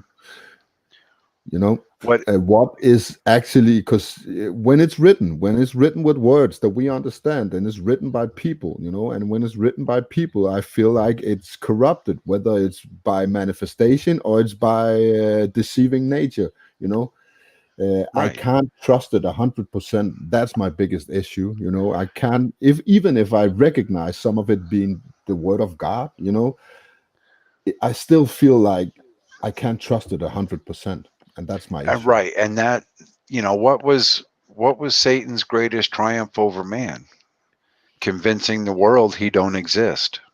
I have another version of that. What if he convinced us he was God? Oh, that's coming. That's coming. Yeah, That's coming. And that's why, I stick with the Bible. yeah, I stick with the Bible. And if somebody is talking about something or trying to explain something and it doesn't, and I can't find it explained that way in the Bible, then I take it as their opinion and I leave yeah. it at that. I do that Because too. up until Yeah, I started really studying it, I would have told you, "Oh yeah, we're going to be raptured." Because that's what was pushed onto me my yeah, whole life. But once I sat down and started seeing other people's opinions, and I did check on a few scholars and what they had to say on both sides, and then I studied it in the Bible myself, it's like, wow, I was wrong. And I had no problem with saying I was wrong. And yeah. that's because I listened to man instead of listening to my own heart. And that is a hard thing for any human being to do, is to listen to themselves and trust themselves, because society doesn't want us to trust ourselves. They want us to trust them. I Yeah, and I don't see myself as an expert when it comes to the Bible at all. It's pretty foreign for me. But now I have the interest. So now I have read some of it, and it computes with me.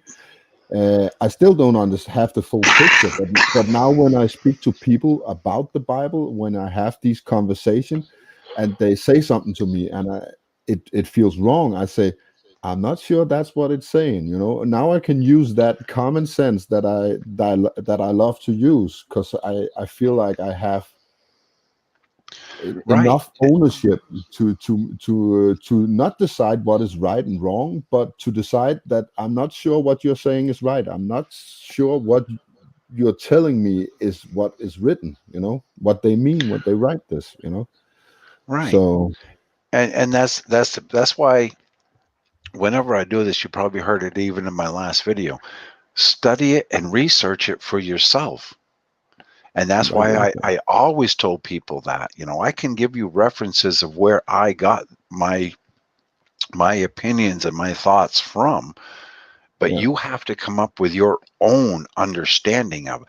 That's why we're all mm, individuals, and that's why God made us all individuals. And yeah, that's what he wants us to do, is he wants that relationship. Jesus Christ wants the relationship with us, not as a whole group, but with you as an individual, and me as an individual, and everybody here listening as an individual. Between yeah, you and him, that's what he wants. yeah, Without, and that's why we keep being told, let no man deceive you by any means. And that's a lot of what's on my mind a lot, is I don't want to deceive somebody. I don't yeah, want to turn them the wrong way. So that's why I always tell people, you have to research it for yourself. And if you no, think I that I'm think that is wrong so on, true.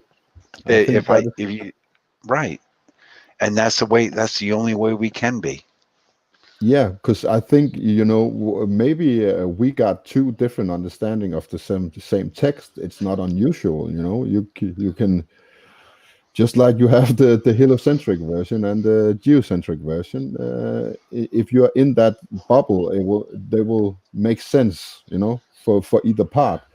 And I think it's very important how we see stuff today, not as gospel, but just like a guide to, and just use that inner compass you have. when you're listening Exactly.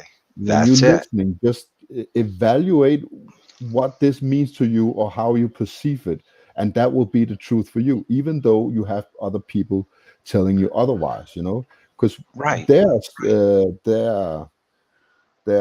journey might not be the same as your journey. Is they could see things in a whole nother perspective when they read this stuff, because that what makes sense for them, and it will be different for you. So I don't seek people who will explain to me what the text mean. I want people that can explain to me how to understand, and you read it. I don't want the facts. I want to make my own conclusions, but I want Right. help on how to perceive it and read it. Yeah, Yeah, and that's perfect, because when you look at the disciples, they all had their own path. They all went to different places. They didn't travel together all in the same. They had their own understanding. Even when you look at Matthew, Mark, Luke, and John, one of the first things you learn there is that it's all saying the same thing, but it's all in their own individual words and their own recollection of what they saw and yeah, what Jesus said to them. So, and that's the individualism that God wants from us, because we all have our own path. My path that worked for me in my life may not be the same for you. It may not be the same for my boys. I'm lucky. My wife has always been. It's like we're both walking on the same path, and we're right there together. And we're either going to make it or we're going to fail together, and that's just how it is. But we all have our own path, because my path works for me, but my path may not work for you. And I can't expect you to walk on my path, because that's mine. And that's and that how I've comes back to always, the notion of us not. We don't want to learn anymore. We don't want to experience it for ourselves. We want facts. We want to Google it. We want hard right. knowledge right now, and we want you to tell me. And I Yeah. think that is what's wrong with the world today. Nobody wants to do the work anymore. We just want everything handed, even knowledge. and Right. They and want to take the easy path. yeah, and And unfortunately, it doesn't work like that, right? no, because nowhere in the Bible does it say your path in life will be easy. Nowhere. No. It's going to be hard. Life is going to be hard. This world is going to be hard, and there's going to be stumbling blocks, and we have to learn from our mistakes, and that's where free will comes in, because we have to realize that whatever we did with our free will, that it was the wrong choice. Then we have to learn from that, and we have to correct that in ourselves. Yeah. And if we're listening to somebody else, then we're going to miss the truth, even because when we're we're using his even truth, when we're not given a ours. choice, we have to see what do we really want, because that choice Yeah, could might be created by the narrative. So you have, right. just take the left and the right paradigm. That's a choice. Who do you want to support? Because you only have left and right. But what if I want to stand still? What if I want to be right here and I don't want to go left and right? I just want to stand here and look at the view. you know Yeah, so I think right. that is, And yeah, go.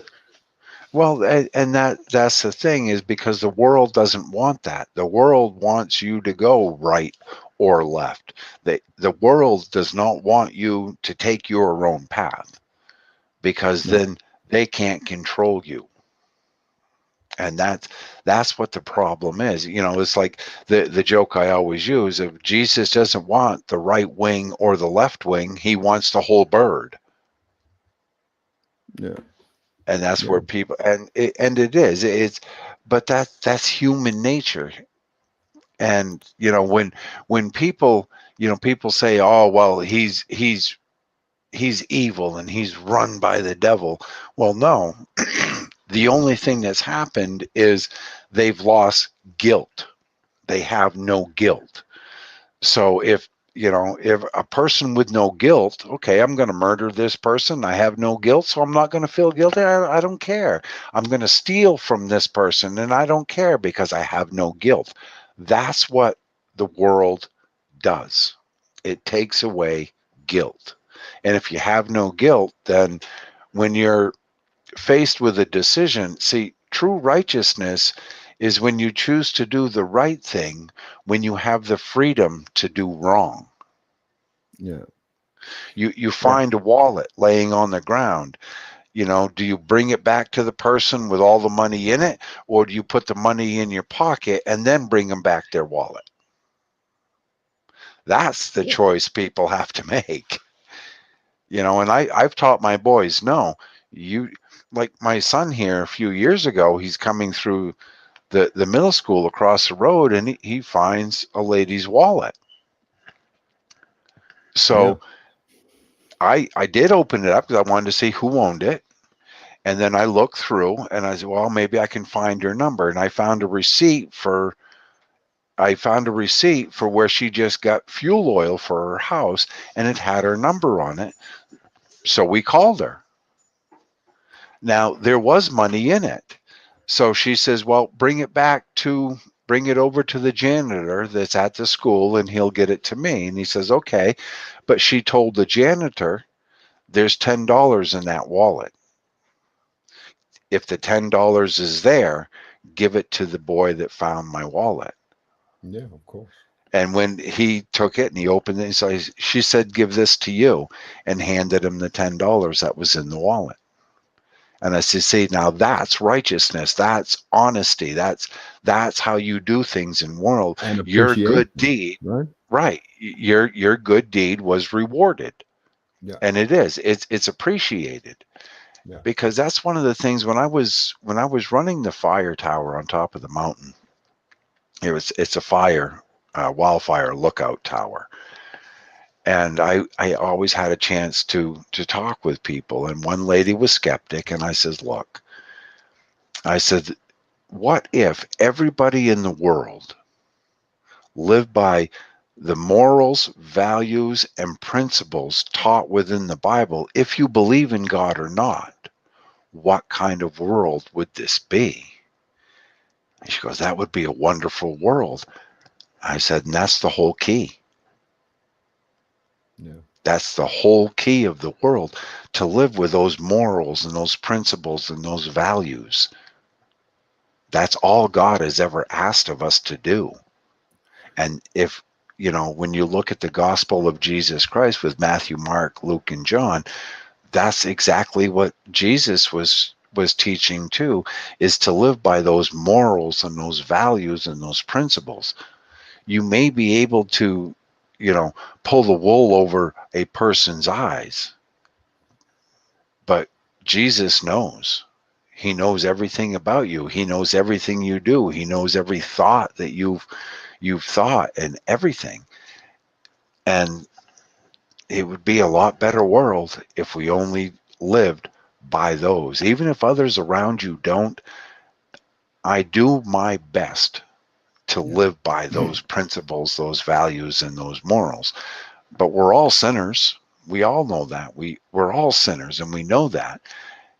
And it's the guilt in your heart when you know you've done wrong. That's what Jesus wants to see. That's what Jesus likes, because you know you've done wrong and you try harder the next time not to. That's Yeah. all we can do. That's all we Yeah. can do. I've always tried to do that, try to go the right way. I just been on points in my life where I wasn't able to do, and much of it comes from not getting rewarded. Actually, I know it sounds selfish, but that's how I felt. I when I was doing right, I didn't receive what I was giving. And when Right. you see people all around you doing bad and getting away with it, so why the fuck should I play by the rules when nobody else does and get rewarded for Right. it? And that, I mean, that crosses my mind a lot. And what I always come back to and have to convince myself of is that vengeance is not mine, it's God's. God will avenge that wrongdoer. And Yeah, it I is don't. it is hard on me, I Tanakh, because don't believe in vengeance at all. I think that is a notion that's been put in us. yeah, I think or maybe it means something else, and the word got twisted along the way. I don't know, but I don't think vengeance is a thing that God created, not the way that it's described to us. So well, no, man definitely make that, has yeah, created vengeance yeah, because of their own, our anger and our hatred. A lot of people would think that I hate my two brothers and my two sisters for how they treated me and what they done just this past year and everything.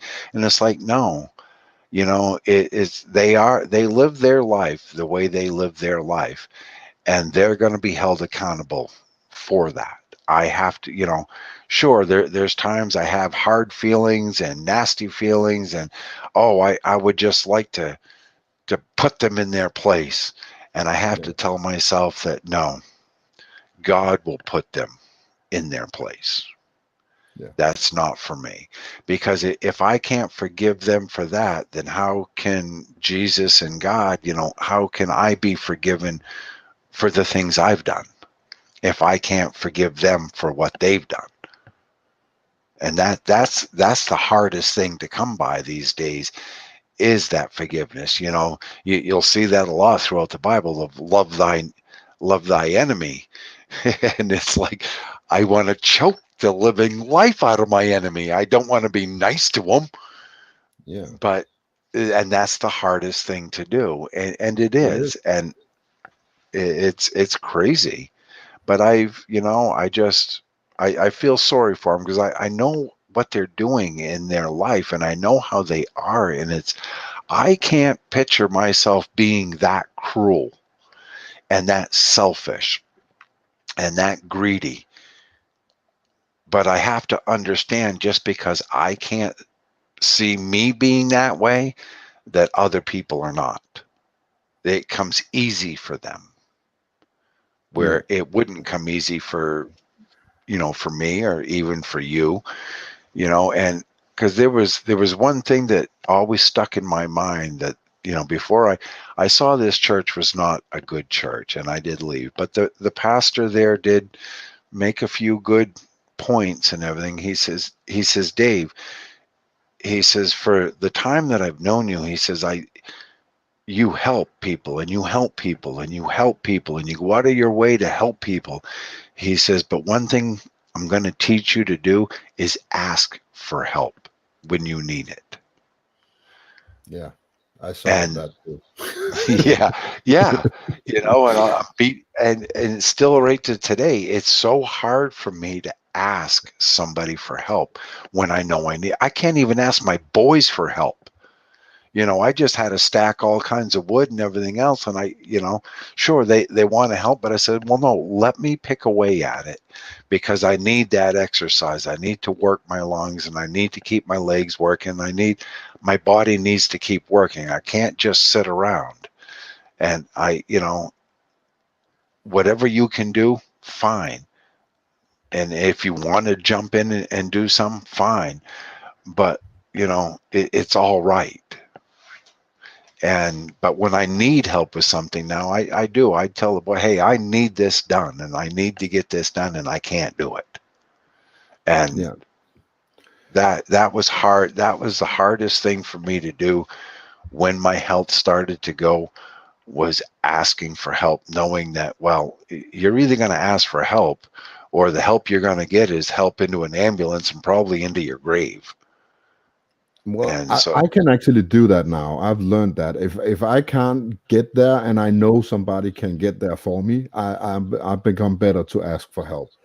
But the problem for me now is that I'm at a notion in many subjects, that if I don't understand it, I have no one around me that does, because I don't see anybody with that kind of higher understanding around me in my neighborhood. And I think that's why we're here talking, you and me and everybody else in the chat. We are here because we are actually connecting with people who have the same kind of understanding that we do. We have the same uh, ball, and normally I use a reference. You have people with a little ball. Everything they know, their whole reality, their whole life is in that ball.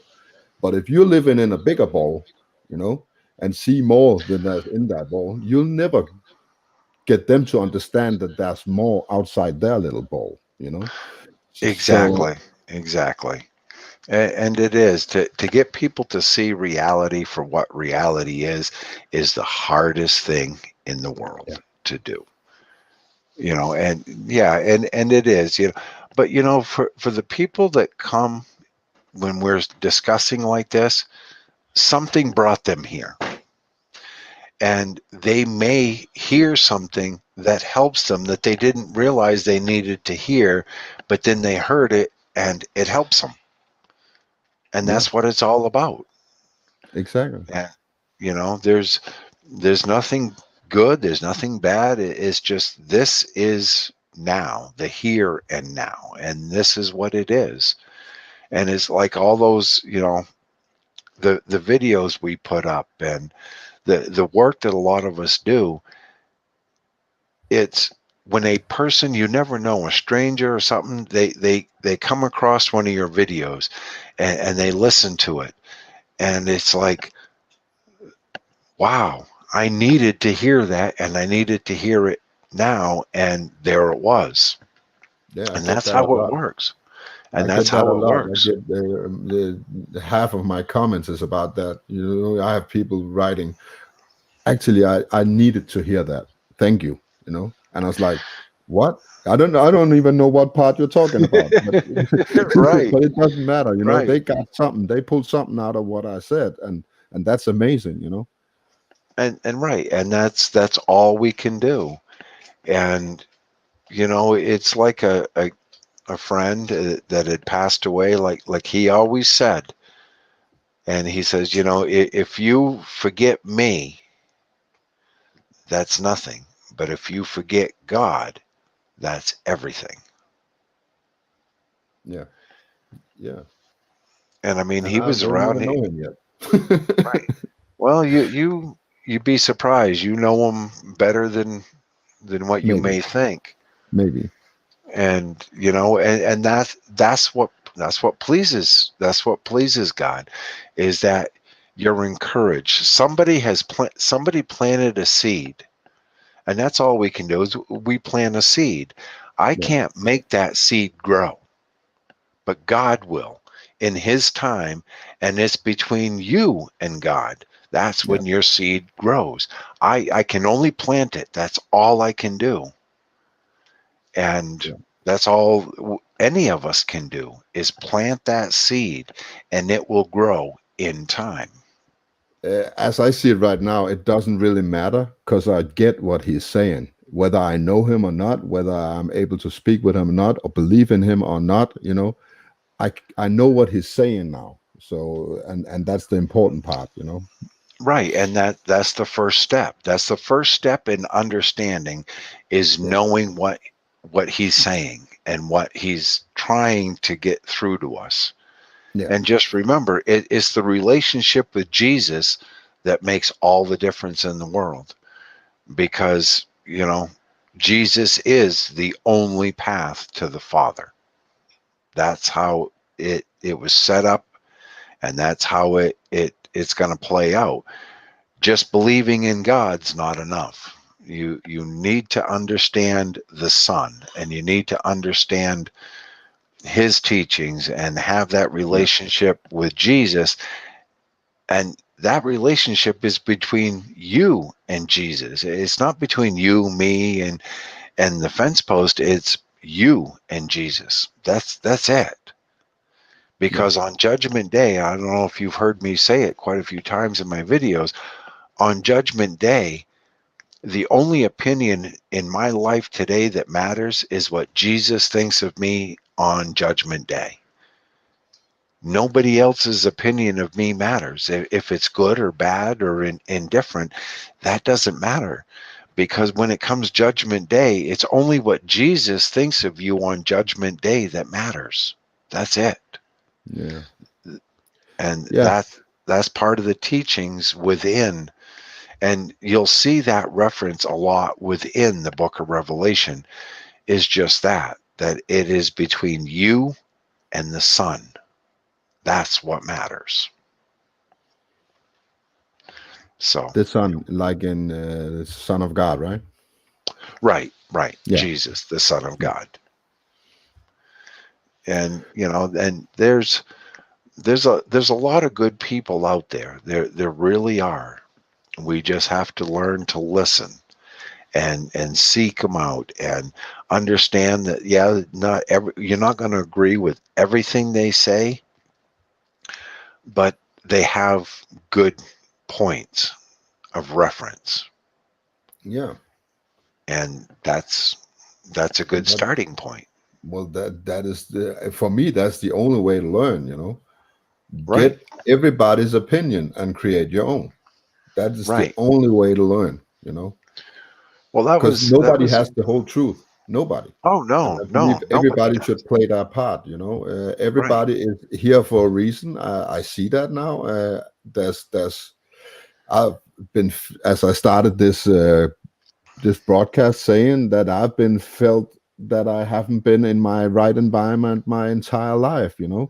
And now I feel I do. Now I feel I have something to contribute. Now I feel like there's people out there like me, and I serve a purpose.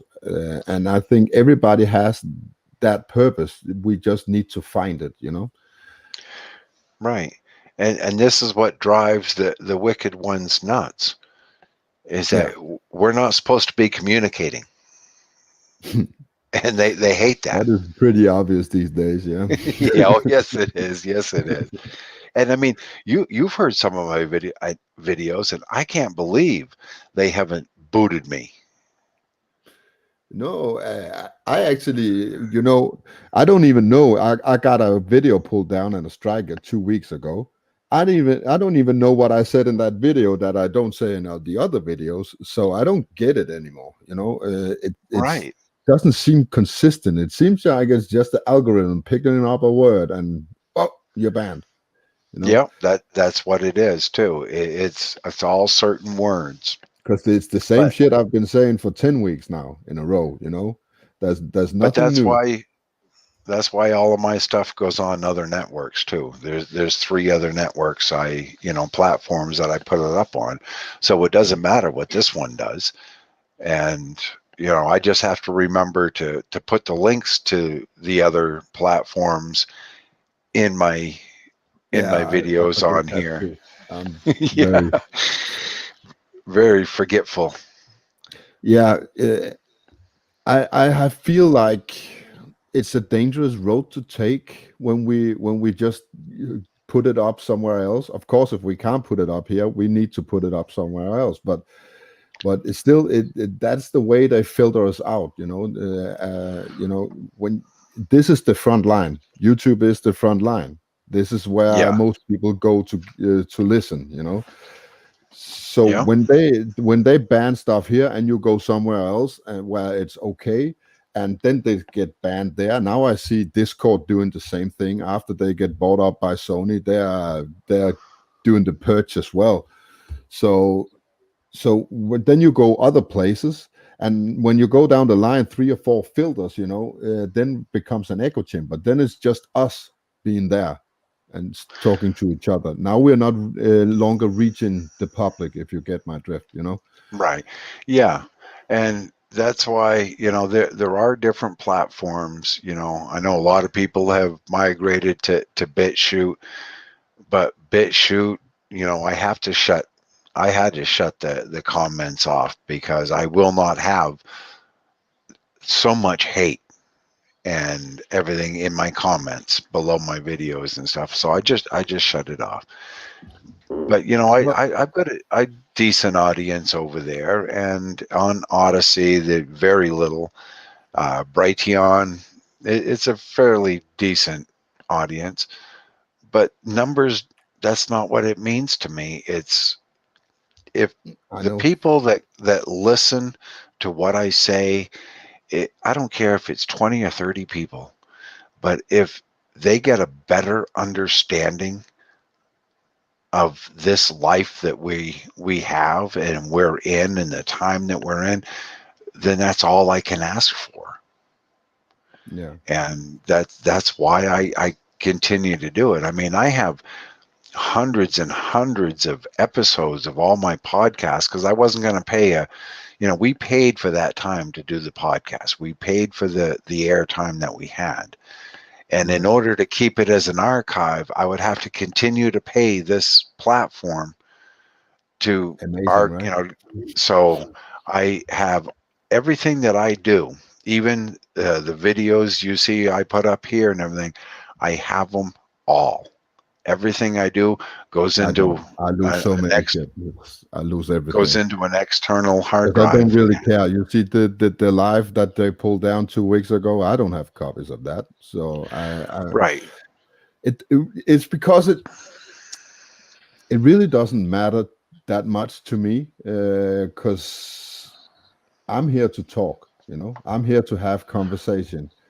Uh, I know it's a selfish reason because maybe someone down the line would draw something for that conversation, that they could use. So I have to take that responsibility and be better at that, I think. But it doesn't mean that much to me if I lose a live stream because that conversation is a conversation I already had, you know. right. So Yeah, and I understand that. And but still, at some point in time, like with me, I know that when I leave this earth, everything I have will go on. There are people, my boys will have it. It's it's a record of my life will be there. And yeah, whatever evil does with this world, whatever happens, that record will always be there. always. Because I have still quite a few people that, contact me, and and they want to know about, well, this show that you did 10 years ago. Well, that was 10 years ago. Yeah. I have it here somewhere, and when And you I have start going, evolved a lot since then, right? oh yeah, an awful, oh yeah, there's nothing weirder than sitting down and listening to one of my podcasts from 10 years ago, Or just and 1 year ago. my line of thinking back then to my line of thinking now. Yeah. And it's like, wow. Yeah. And it's when I started out, it it took a few months for me to relax and just be yourself. Well, it Don't took me try a to, year, I yeah. think. Well, yeah. When you're doing, a lot of people try to get me onto live streams on here. We know you got to do live streams and stuff. I said, well, Mm. no, I've I've been there, done that, and I Yeah. mean, and I saw what it created, and it was a lot of pressure to stay humble when you're doing it. I mean, I had a few thousand listeners that listened every week in 13 countries around the world. Yeah. And, that's a lot of pressure. And to stay humble and to, be yourself and stay yourself. And that's what I know. people are drawn to, Yeah. It's hard. because right, because there's so much fakeness out there today that people are Yeah. starting to pick up on that, and they can pick up when you're fake, and when you're trying to be something that you're They not. feel you when you speak your mind. It resonates on a whole nother level, Yeah, I realized that too, and I realized that for many of the people that are here. I've talked to many of you here, most of you actually. And when we have our conversations, I had them a lot over at Mike's channel, and you know, it right. just resonates with me, and a whole nother level than to listen to those big channels who want to please everybody. And I want people with speaking their mind, and you get that in the corners of the realm. If you want the internet realm, you don't get that in the middle. So Right. And that was, I didn't realize the amount of people and stuff that I touched when I was doing my podcast, until all of a sudden everyone was wondering, where's No Way? His show's not on. And they found out that, well, I'm clinging to life in the hospital, hooked up to machines, and, oxygen being pumped in, and prednisone, everything else. They were trying to get my lungs working again. yeah, And then the phone calls, it drove, I felt so bad for the receptionist nurse. She goes, this is crazy. And I go, and she had come in, and she says, this is up to you. She says, do you continue to want me to send these calls here, or do you need a break? And I says, no, these are basically my fans and my listeners, and they're concerned. She goes, Dave, you've gotten 250 calls in an afternoon. I go, yeah, oh wow. I I couldn't do says, that. well, all right, tell you what. I says, yeah, I do need break, but there's one person I need to, that I'm waiting for him to call. She, only one? I go, yeah, but he's from England, and he has the same problem that I have, and I need to talk to him. And she just shook her head. She goes, okay. She goes, what's his name? I said, when Jeff from England calls, send that one to my room. And she says, okay, because I wanted to know what I was in for. Yeah, And, but that's what's humbling right there, is the effort, the work, and everything that you put in. You always wonder, is it worth it? But when all of a sudden something like that happens and they drag you out of your house and throw you in an ambulance and they're doing all they can to keep your lungs working and keep you alive, then you find out it was all worth it. It was. That's when you find out only it you can was. decide whether it's worth it or not. You know, you can't Right. have Oh, people yeah. telling you Right. if it's worth it or not, because only you Right. know. So you have to find that And that's answer why within yourself. I tell people now, and that's why I said on my last video, that's why I'm still here, is because God saw fit to keep me here. And I know when I had hundreds and hundreds of people around the world praying for me to get better, I got Yeah. better. And You know that's what? how No it way. works. I have to go make a cup of coffee. My throat is all dry. Yeah, You and want to stick around? Because I have no one behind you. I'll stick around. I'm doing fine. I had my afternoon nap. I'm gonna put on the piece of music I played at the start of this, just to for people who haven't heard it. So just stick around, and I'll come back in a couple of minutes with a cup of coffee. Alrighty, I'll be here.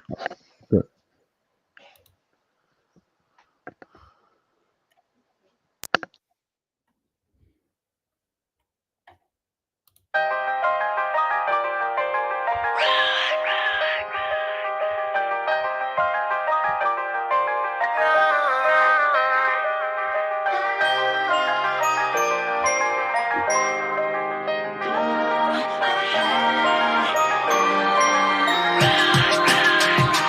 Darkness comes beneath the dying stars, with all the blood and scars.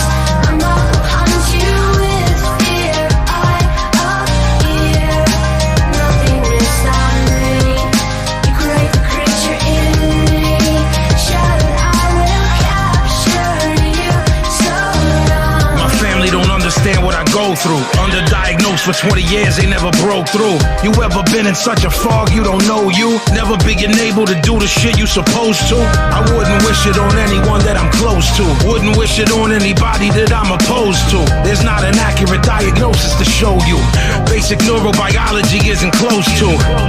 I'm watching life as a spectator. I can't help myself even though I possess data. It's not a part of my spirit to wanna test nature. You think you know what I'm feeling, cousin, then let's wager. I have trouble retaining new information. Familiar scenes start to look foreign to realization.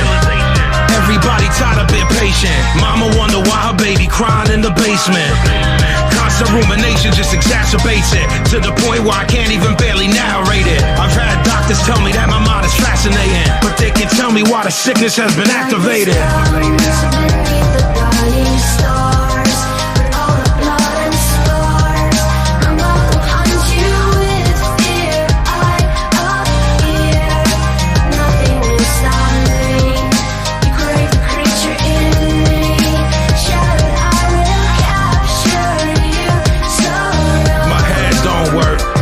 Don't work, but I don't wanna be dead. Dead don't work.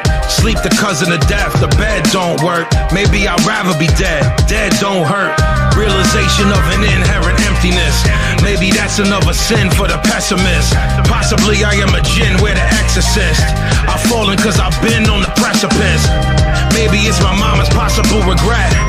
Maybe it's a neurological neglect. Maybe it's the reason why I water wet. The angular gyrus and where the frontal lobe connect. But maybe I'm being too complicated for you. Maybe I should just be calm and explain it to you. The psychiatrist thinking they can fool you. Paxil, Zoloft, it's just wasteful to you. I tried meditation, try to sit in silence, but how the fuck that help a neurochemical imbalance? Why would you tell a person that they were childish without an understanding of the pain that they surrounded? I always feel foggy somatic detachment. It's like my body isn't connected to actions. It destroys everything that's affected to fragments. I don't have nothing but senses and sadness, yeah.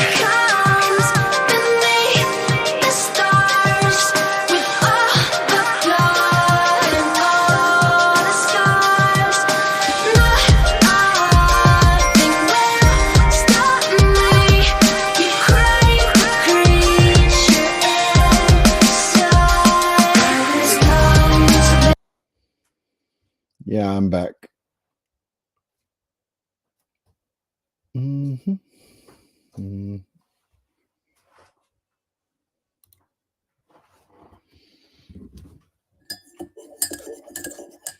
So yeah, hope you enjoyed the song. I think it's very suiting for what we've been talking about today.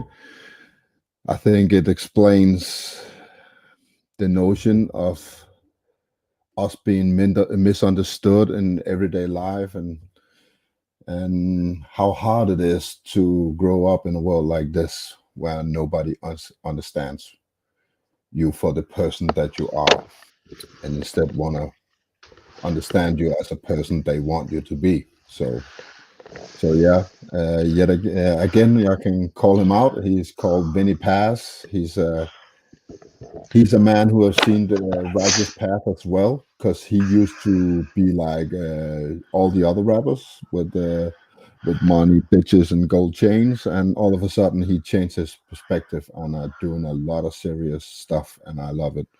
So, so yeah, a shout out to Winnie Pass, a good artist. All right.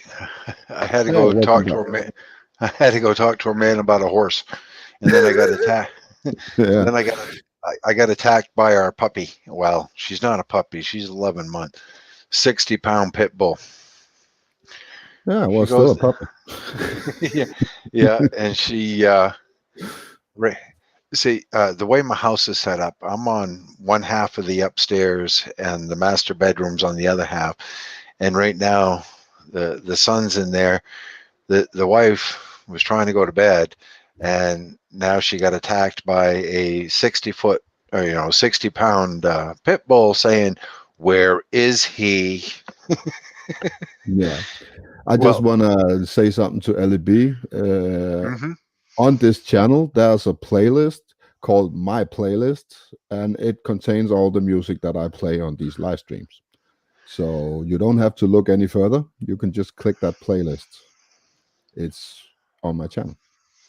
So there you go. yeah, I was looking through. I've been looking through all your past streams and stuff like that, and Yeah. and I did see, I don't know if the people caught it, a couple people were wondering, my YouTube channel here is No Ways Thoughts, and you'll see this avatar that says No Way Out.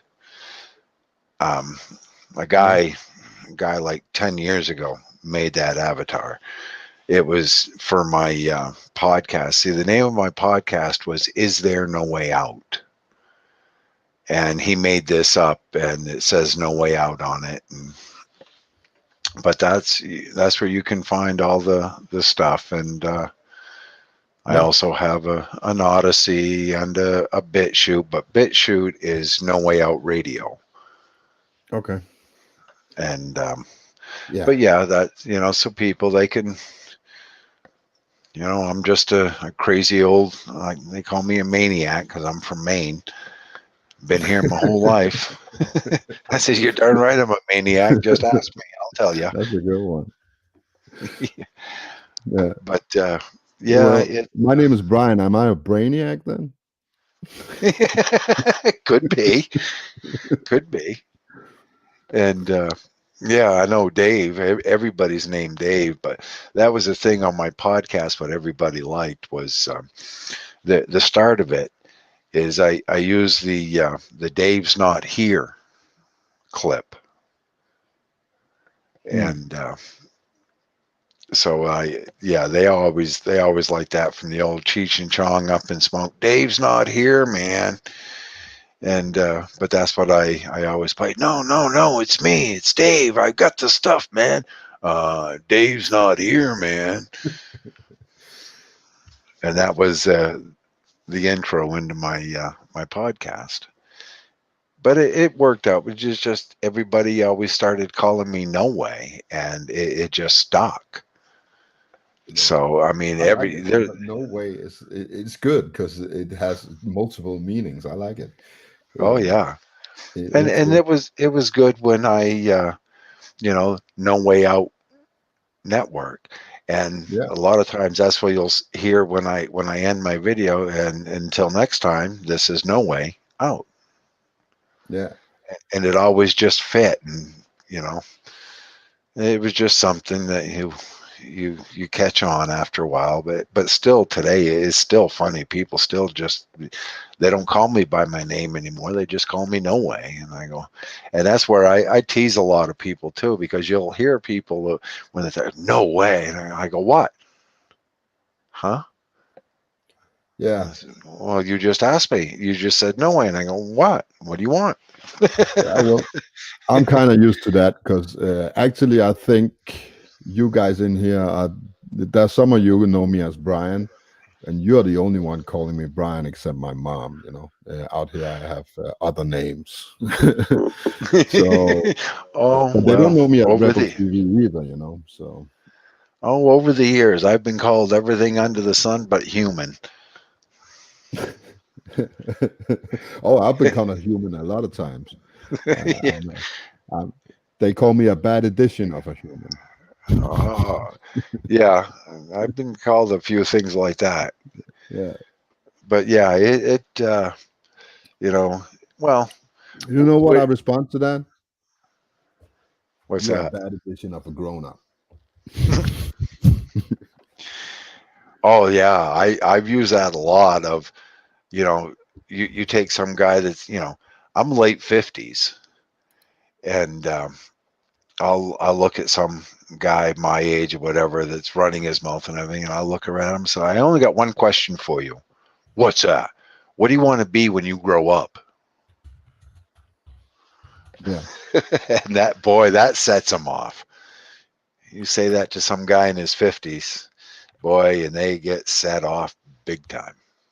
But that was the thing. That's one of the reasons why I was glad to leave Twitter and everything, because I found myself being that way and agitating people, knowing that that's not what God wants.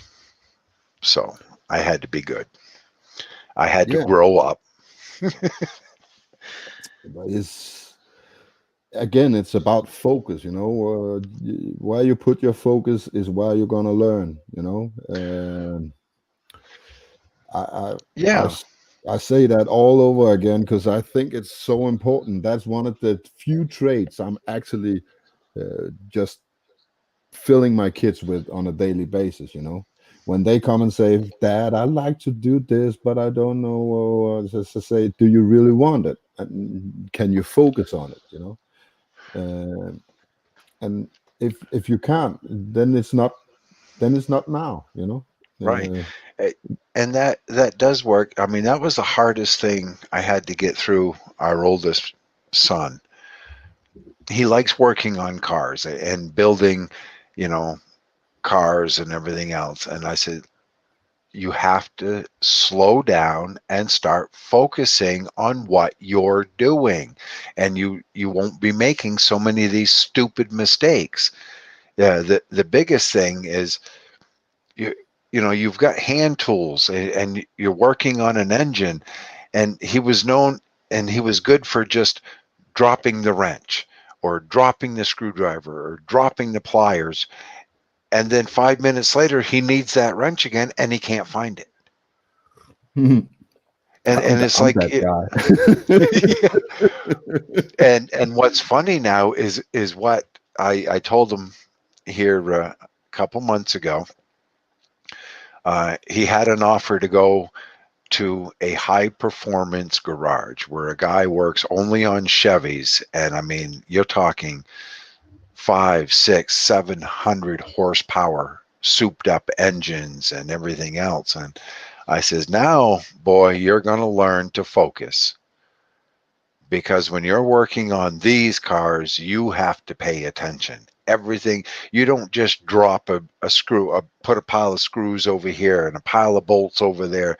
You better learn to focus and pay attention, because, the difference between a regular garage and doing a transmission in a regular car, and the job is a $1,500 job. This is a $10,000 job that Yeah. this garage gets paid to work on these souped up cars and engines and do all these things. And yeah, now he's learning and he's doing good. But and plus he's got we done a couple high performance turbo Volkswagens. He's got a show car out here that it's in the shelter now for the winter. But Yeah. when he got it, he's like a kid with a new toy, and he's stepping on that 350 to 400 horsepower engine, and he pulled out of here one day, and I heard him blowing through those gears, and I said, "Boy!" 5 minutes later, Actually, get the call. Blew the engine, blew the number 2 rod right out through the back of the cast iron block. yeah. And so I said, "Well, now you're going to learn how to rebuild an engine." So we got all the stuff and got the parts, and this time we built about a 450 horsepower and dumped that in there. Yeah. And we're What's all building. up with all the horsepower? I never understood that. Yeah. Well, I mean, you look at a Volkswagen. It's a Volkswagen Golf, Yeah, I know. and this A and GTI this. or what? Oh yeah, yeah, the GTI. Yeah. And what happened is a guy in Massachusetts bought it brand new in 2002, and he went right through, souped this thing right up, roll bars, racing seats, everything else. But it was just a show car. It's never been raced. Yeah. And everyone was looking for it because the guy had up and sold it and nobody could find it. Well, all of a sudden one day the son shows up and he says, "You don't get mad." He says, "I'm running up to Limerick or Leamington to get a car. It's costing me $5,000." I says, "Oh, all right. You better know what you're doing." And he shows up with this show car. I mean, this thing for a 2002 is still in mint, immaculate condition. And how this guy built it, and and this summer it was nice this summer, and it paid off for him and stuff, and the work that the new engine stuff he did win a first place in a car show here right towards the end of the summer, so that made him feel good. And but that's the Yeah. kind of stuff, that's life. That's this is enjoying life for what life has to offer. Yeah. But yet again, you, enjoying life is doing what you want in that moment, right here, right now. Right. Yeah. It's not about what is available to you, because the choices will always lead you astray. They will always lead you down that alley that where you don't want to go. You have to listen to yourself. What do I want at this moment? And just go get it, even if it's hard. Even if it's hard to contain. You need to do to do that, and you will feel good. And you do that Yeah. until you want to Yeah. do something else. That's right. And but he had to learn real quick. I said, hobbies are great, but hobbies can get expensive, Of especially when course. you pull out of here and you blow the engine out. But if that's what you want, it's not expensive. Imagine all the money you use on worthless stuff every day. And maybe not you and Oh, I I, but know. many I people are, know. are spending money on stuff they don't need every single day, and Right. I don't just mean things you can physically buy. I'm talking about coffee, for example. I had a lousy habit when I went to 7-Eleven and paid $2 for a cup of coffee. Uh, it's a lousy habit because I can drink that coffee at home at a fraction of the cost. So why am I doing it? Right. And I think you Right. need to Prioritize your life. prioritize what you want, and if it costs money, it costs money. At least you're doing it. You're spending that money on something you want right here, right now. Right. So Oh yeah. I mean, and I understand. Like I'm sitting right here now in front of $2,000 worth of computer equipment. yeah. you know, But I mean, what I do and what I have and research, like when I was doing the podcast, I didn't have all of this, and it was hard, very hard. But Yeah. then once, this came from my family. I was going to keep struggling with the old dying computer and everything else, but it was my family. It was, my boys and my wife, and they said, that's it. They done this for me. And now I maintain it and everything else and upgrade the parts that need it. But it works because I understand there are times I can't do what I used to do. I can't keep going the way I used to go. When all of a sudden my heart rate's up there 130, 140, and my oxygen sats are tanking, and that's not good. That's where you end up in your grave. So, like, the hardest thing for me is, you know, I got a mind that goes 90 miles an hour, but now I've got a body that only goes 2. And that's Yeah. hard to get over because I always went 90 miles an hour. That was me. I never stopped. I was always doing something, fixing something, building something, doing something for someone else, and just go, go, go, go, go. And that all came to a stop. Boom. Yeah. I So can I have understand to that.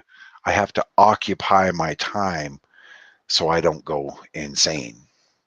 So I do it by research and Yeah. you know and a I lot would of have a things. hard time with that. I must be honest, because mostly my life has been based on things I do with my body. So yeah, I can only imagine what you're going through. Yeah, and, Because and it's crazy. But yeah, I've spent a lot of time in understanding a lot of what I understand today. It came from watching people. yeah, me too. What Well, understanding what they know, what they don't know, what they think they know, why they think they know it. Why do Um, they do what they do? Why do e- they treat each other like they do? It's because we, exactly. and that's back to the narrative, because we don't understand. And I always said that, I've been studying people my whole life. Everything has come and gone, except the study of people has always been there, because that's the only thing I never really understood. So I Right. just kept at it.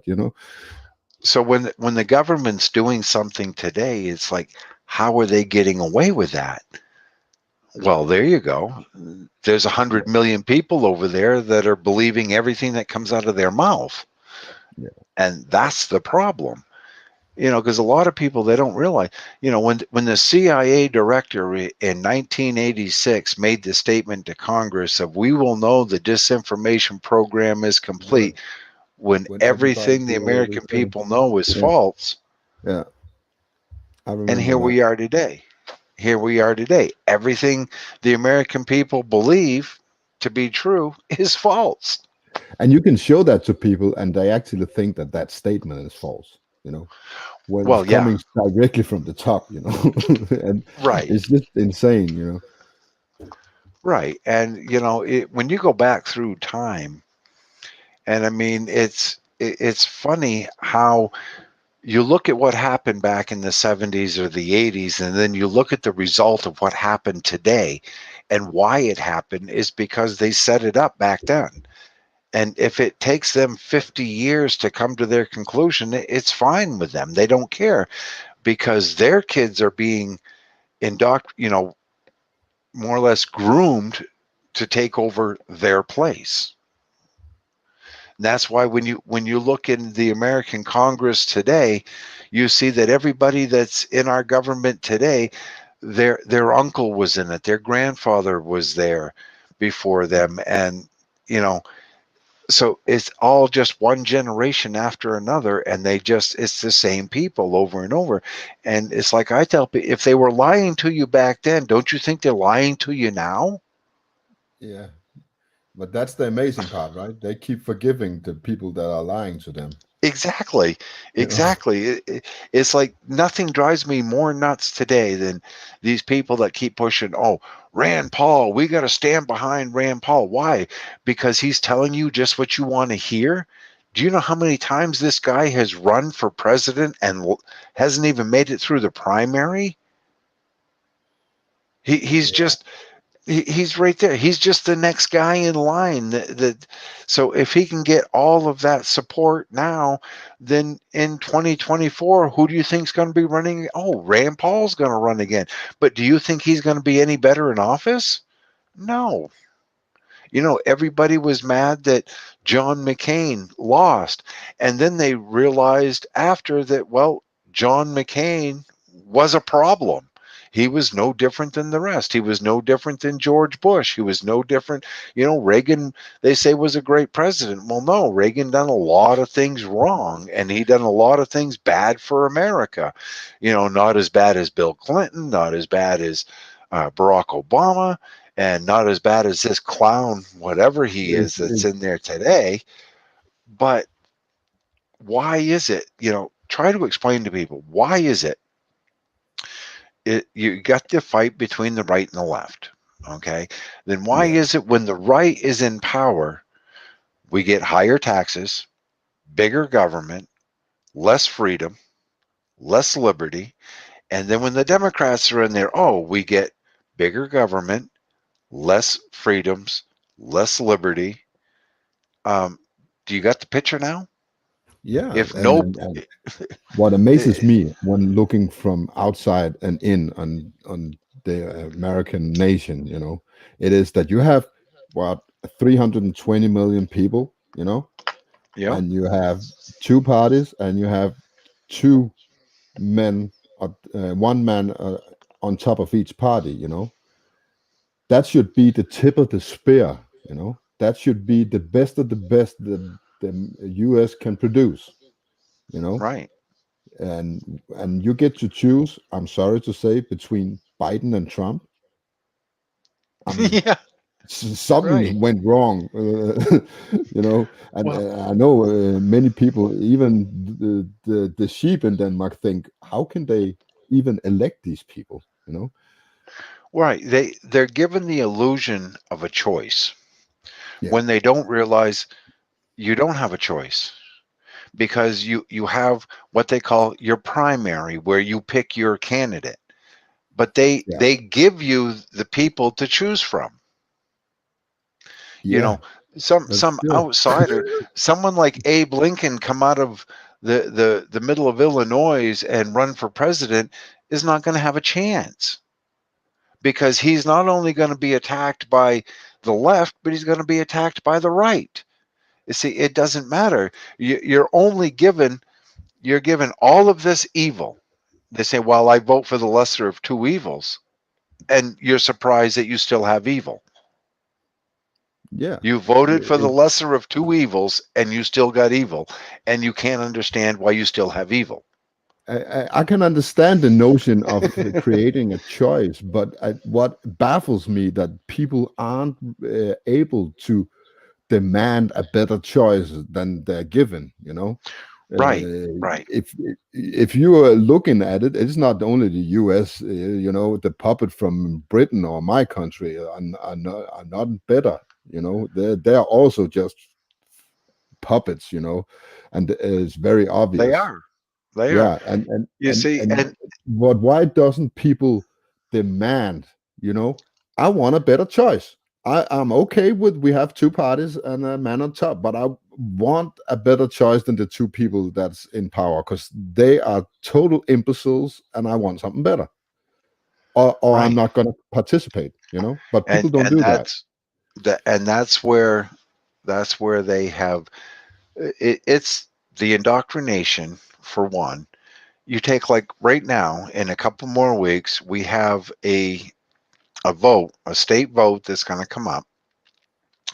Now, there's a big power company that wants to clear cut thousands and thousands of acres right down through the whole state of Maine, and they call it the electric corridor. Now, what it's for is to take power from Canada send it all the way down through Maine into Massachusetts. Yeah. And it's not going to benefit us. But now the thing is, this corridor, what people don't realize is that back here 15 years ago, the power company illegally made a deal with the state of Maine government that they weren't supposed to be able to make. Yeah. So, and now, so what they do is now the propaganda that comes out, you get this mailer that says vote no on question 1. Well, if you vote no and you look at the wording on what the ballot that they're asking you, do you want to ban CMP's corridor? And if you vote no, then they can do it. But when you look at the rest of the question, what they're trying to scare the people with is, oh, you're going to give the politicians more power. Well, no, because now the truth is coming out that you vote yes to ban the corridor, and you give the legislative body the chance to go back and right the wrong, the corruption from CMP in the past, where they made this illegal backroom deal with the government. Yeah. So it's the propaganda. So what it is, Same it's the lies. The thing. people don't research it. And of course, there again, all they're doing, you take a lot of people when they go vote. They don't, oh, I don't care about politics. I don't care about politics. I don't watch politics. But 2 weeks before a presidential vote, they sit down and turn on the news media. And they make their decision from what they're seeing on TV. And Yeah. it's like, are you foolish? And they You forget know, everything that they thought last year. right. You Because, know. see, I tried telling people, yes, okay, I voted for Trump twice because, well, the lesser of two evils. But, Yeah. I knew what was coming here with this crony that's in there now. Now, the thing is, but at the same time, I wasn't happy with this guy because who pushed the hoax? He did. Who pushed the medical device? He did. Who backed the corruption 100%? He did. They all So, do. You know. right, exactly. It's the So, same beef. yes, my my deal now is I just don't comply. I refuse to comply with anything. I don't comply. I refuse to I, comply, and I'm not going to, and I will fight it tooth and nail, and I will take it right to my grave, but I will not comply. Politics was the first thing I abolished when I was like 16 years of age. You know, I've never voted. You know, because I just saw what it was basically. Even when I wasn't awake, I saw how ridiculous this was. You know, the notion of you can choose a guy, you know, or a party, because you think they stand for some value. Then you find out that those value wasn't exactly what they stood for, and so now you can only choose the other side. When you've chosen them and find out that they are not Right. up front with you either, what do? You can the only choice you have now is to go back with the first party that that Right. led you down the stray in the first place. So Right. now Well, you only have a choice between the two evils. Really, you don't have a third choice. yeah, you may not know, but a few of the people in your chat do. I was in my town government for a lot of years. I was an appeals judge, All right. so I know how the system works. And one of the things that helps is I know how to read government documents and understand the doublespeak. They're saying one thing, but it means something entirely different. Yeah. So where I was a zoning appeals judge, if you wanted to do something on your property and the planning board or the town government said no, then you would bring the appeals case to us, and we would have to go through state law and make sure everything complied with state law, make sure everything complied with town ordinance, and to make sure that you were not at fault for this hardship you were suffering. So then we could reverse the no and we could say yes or no. But you had to know the law. And at the same time, I knew how corrupt the town government was. That's why once they appointed me, they knew they messed up, because I wasn't there to bow down to their corruption. I was there to expose it. And that's what I did for years, is I exposed their corruption. Is, and I tried telling people, you think they're having a closed door session to discuss, to do the right thing for the people? No, behind the closed doors, their discussion is how to lie to you so that you will okay them to do what they want to do, because they're going to tell you something that has nothing to do with what you're voting for.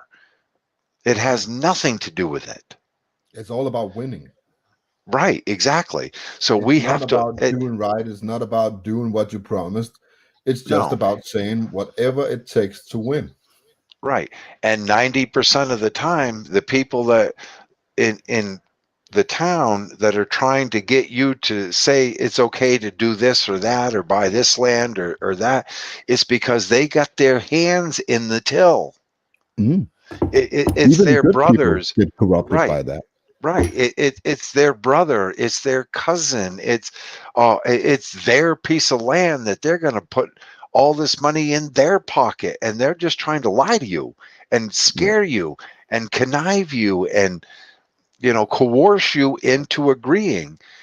And you'll see, like, if you go all the way back through, and you go quite a few videos down, you will see where I exposed this town for what they were doing.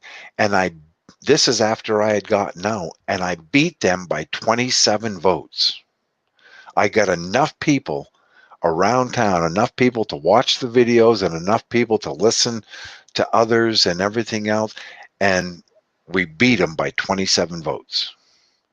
And they've hated the very ground that I walk on for the past 3 years because I nailed them right to the Yeah. wall.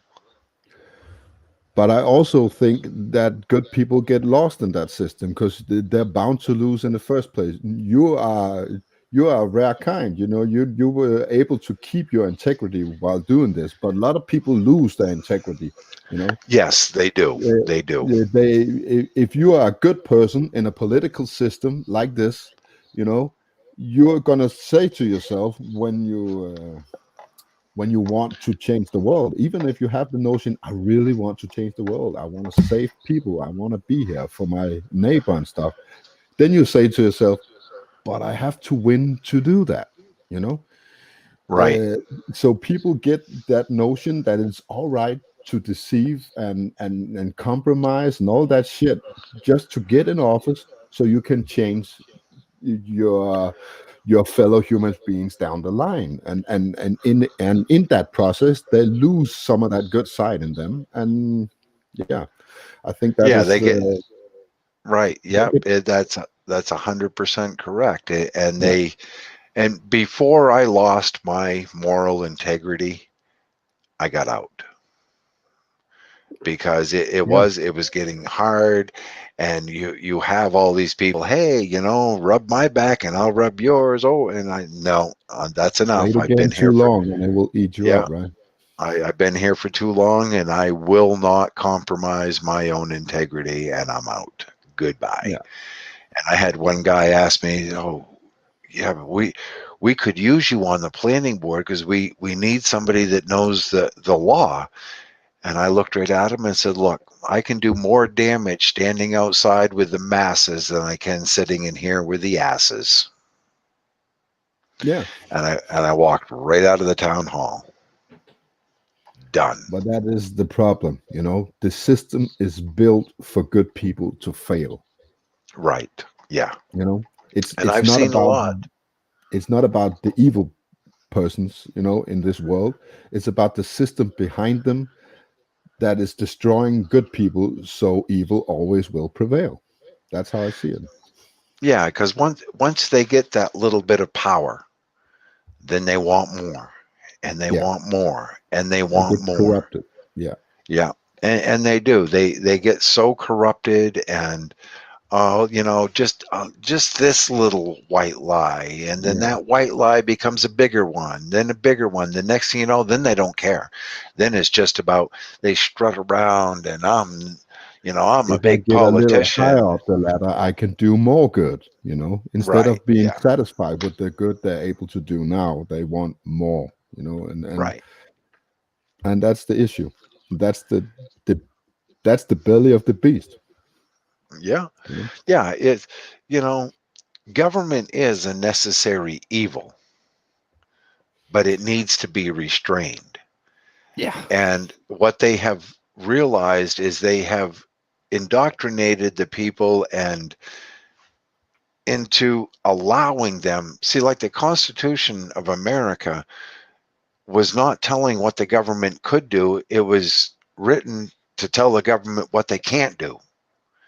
But over the years of people not paying That changed. attention and Yeah. people letting down their guard, now they've got it so it doesn't matter. The Constitution doesn't matter. We don't even have three branches of government like people think. It's like, no, the presidency works right along with the Congress, and the Congress has our Supreme Court in their back pocket. So, what the Supreme Court is doing is the Supreme Court is not holding withholding constitutional law.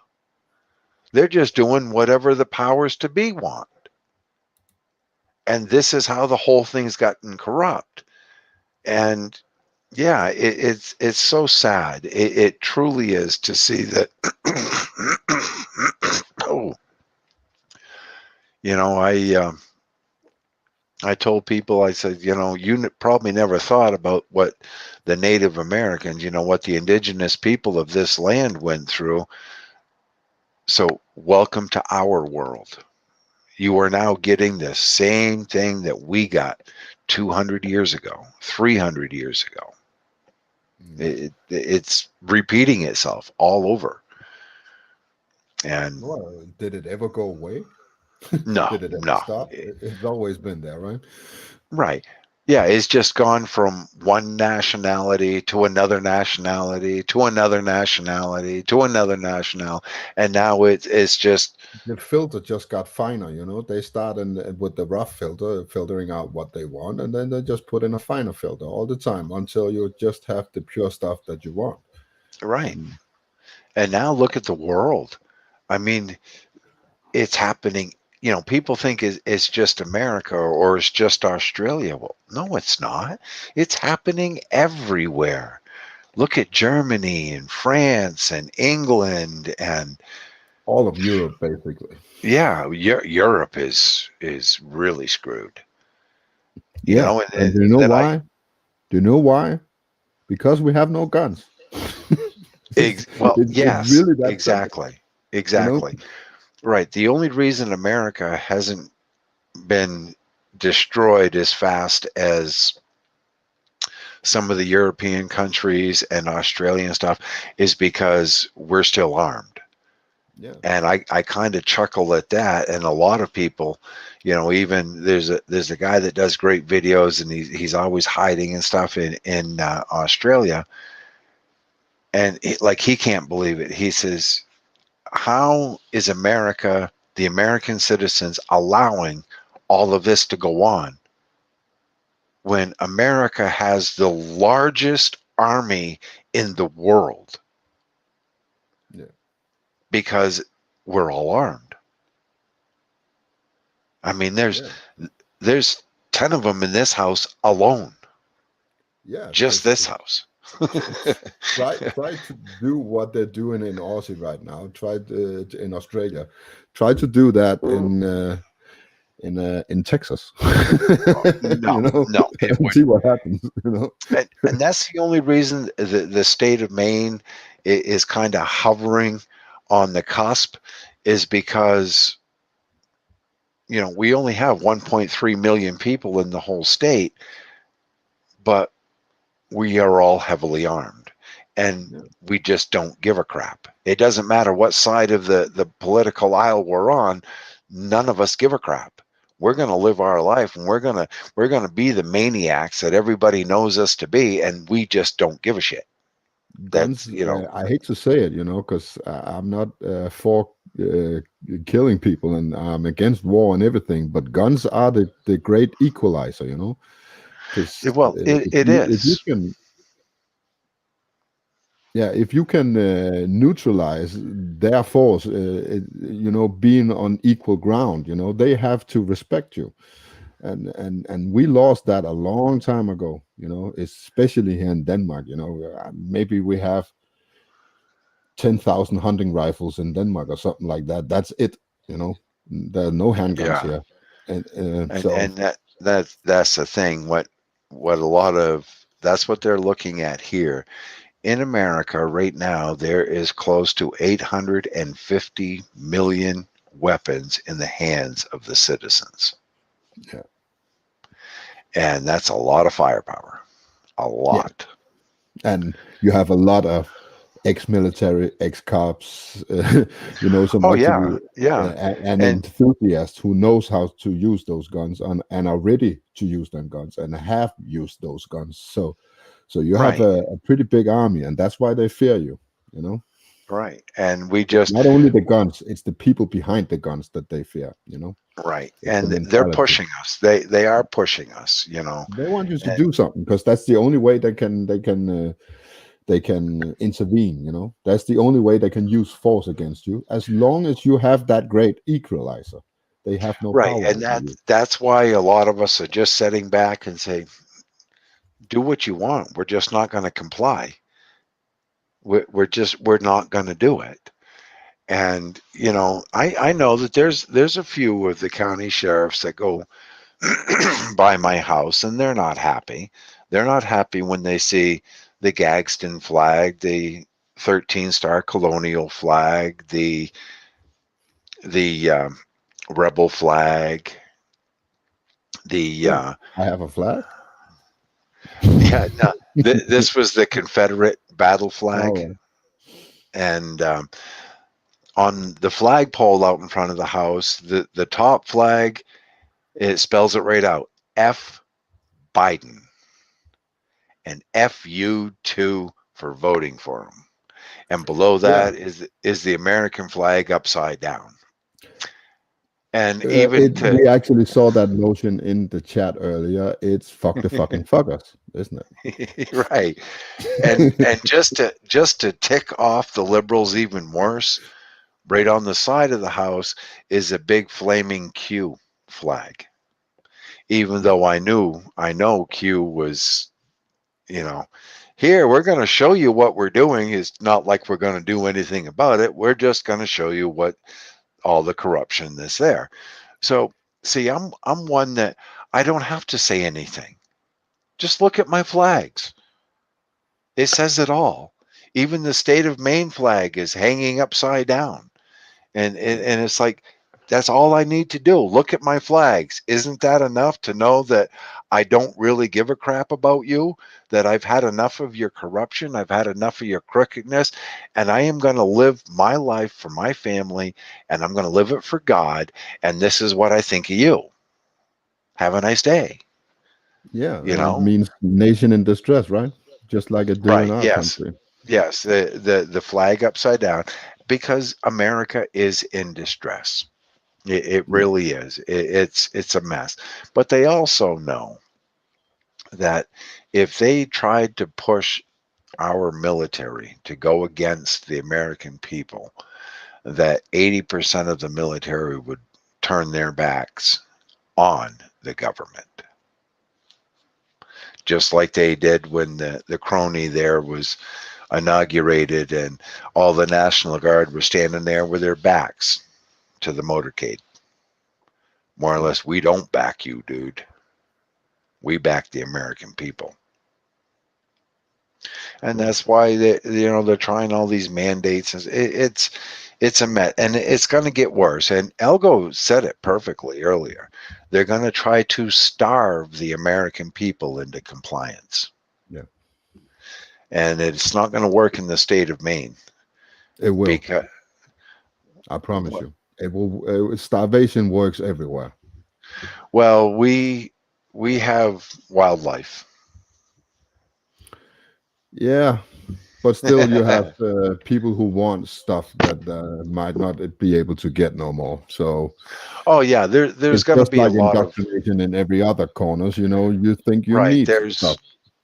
There's a lot of people. They're not preppers.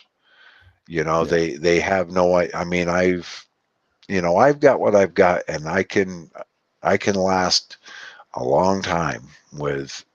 But I know of, yeah, there's tons of people. You go up here into Maine's largest city, which is Portland, and then you got South Point. So, these are people that they have no idea how to take care of themselves. They have no if that grocery store down the road is emptied, they're starving.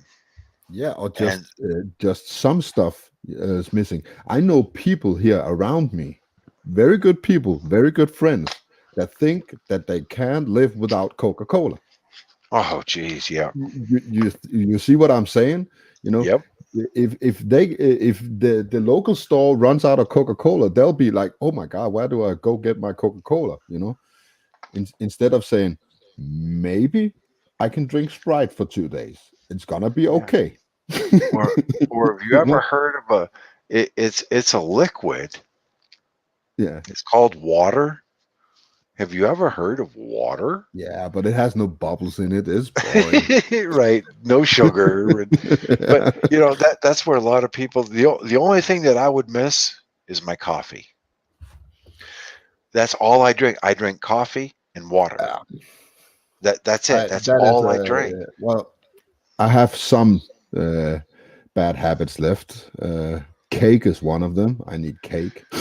Yeah, sweets. So, Yeah, I gotta say, yeah, if I don't have some donuts and my Pop Tarts, and yeah, I might get a little cranky. yeah. But Actually, I it love your when I was in the States, I loved your pies and all your desserts, really, your apple pies and lemon pies. oh Uh, yeah, I don't know what yeah, it's traditional American food, but when I think of it, was when I was there, it was like barbecue and pies and cookies, and right. it was a Oh lot of yeah, dessert. apple pie is American. It is, and it's like one thing that you know we we probably take it for granted here is the real maple syrup because I'm in the area. See that came from the Native Americans that were here. They called it sweet water, and they learned how to take the sap out of the maple tree. And now that's a big industry in Maine, New Hampshire, and Vermont. I mean, we've got places, right near here, probably 10 miles away. We got big, sugar, maple syrup producers and stuff. And yeah, it's great stuff. Man, Yeah, there's nothing like real maple syrup. And well, of course, I'm only 16 miles inland from the ocean, so the seafood here in Maine is to die for. We have but every kind couldn't of. if you wanted to, couldn't you in the southern U.S. couldn't you plant coffee there if you wanted? Oh yeah, yeah, Yeah. yeah. They could, So as but long of as we course, have you have these abilities, well, but it's to look, get the people to do it. That's the thing is to yeah, get the yeah. people to do it. And they're not gonna do it as long as they can go down to the Walmart and get it. It's not the Walmart, but the Yeah, store and any get it. supermarket, right? Yeah, Yeah, that's the thing right there. And like the biggest problem that people weren't paying attention to here in America was that we don't produce this stuff anymore. yeah, Most of our canned goods and everything now are the reason there's a shortage on a lot of canned goods and everything else is because they're in the shipping containers that are off the shore in California, that it's coming from friggin' China. Yeah. Hello, we can grow our own vegetables and everything else. Oh no, that's right. Our government shut us down. You Yeah. know, I mean, it's ridiculous. Yeah. And that's it now. When you go and you look at your produce and you'll see a lot of your fruits and vegetables now, they all come in America, they all come from other countries. Yeah, and funny enough, if you go to China, they import a lot of the grain made in the US. So Right. Yeah. it's pretty Right. ridiculous if you ask me, why don't you Well, just do half and half? You have both, but I think that's is a part of the control. If you control the transport of food, if you control the process, you control well that the that food supply, and then that's you control exactly people. that's exactly how it works. See, a lot of people didn't realize, even today they don't realize that the dairy in America is controlled, run, and operated 100% by the United States government. The Yeah, United States government, and it's weird, when you go buy a gallon of milk, the government has put the price on that gallon of milk. And even though it's costing the dairy farmer $12 for that gallon, you're only paying 5 because your taxes are paying the other $7 to the dairy farmer. yeah, So that's why here here a few years ago there was the big stink of, oh, you can't take out these billions of dollars from the Department of Agriculture, because what are we going to do for the subsidies for the dairy farmer? Well, the dairy farmers were doing great until the government took it over. yeah. And once the government took it over, then that was the end of the dairy farmer. Now it's all run by the government. And Same you're as actually everything. paying taxes to pay the dairy farmer. And Yeah, even like here in Maine, the potato farmers, they borrow money from the government in the spring to plant the potatoes. Then they borrow money from the government to harvest the potatoes. So all the money they make from the potatoes pays back the government. So in the springtime, they can borrow money from the government to to plant the compare. potatoes. And it's like, the people even see what they did? And this Yeah, happened all right under your nose, and you didn't even realize they were doing it. But now that's how the globalists, that's how the UN has set up all of these. That was part of their, it started off with their agenda, then their agenda 21, now their agenda 2030. This is how it goes. So now your government controls food, your government controls transportation, your government controls your health care, your government controls every aspect of your life. It's the yeah, government that's in control of it. And what people don't understand is that's why the cost of everything goes up. It's called the cost of compliance. yeah, So when the government puts a regulation onto a business and they have to comply with that regulation, well, that raises the price. So even when the government told your meat manufacturers that you have to put all these warnings and cooking instructions for the meat, okay, you think it's just a little sticker. Well, no. When you're a big supermarket and you're using 1 million of those stickers a year, and one of those stickers is 3 cents, well, that's 3 million friggin' dollars. So who do you think's going to get that cost? You are. yeah, So it's the cost of compliance, and that's what they did with healthcare. And then with healthcare, then they just lie about why the cost is going. Oh, they're taking your tonsils out for no reason. Well, no, the healthcare went up because the government got involved and drove the cost up. yeah. That's what happened. And it's perfectly stitched together, so one lie, covers over the other. So you have Exactly. you have the medical lie, and when you get your focus on that, then they're gonna starve you, and then you go, oh my God, they're taking our food, and and then you get your food back, and oh no, it's filled with GMOs and stuff like that. They always just switch your attention to something else, so you never Right. really get stuck on one problem. Right.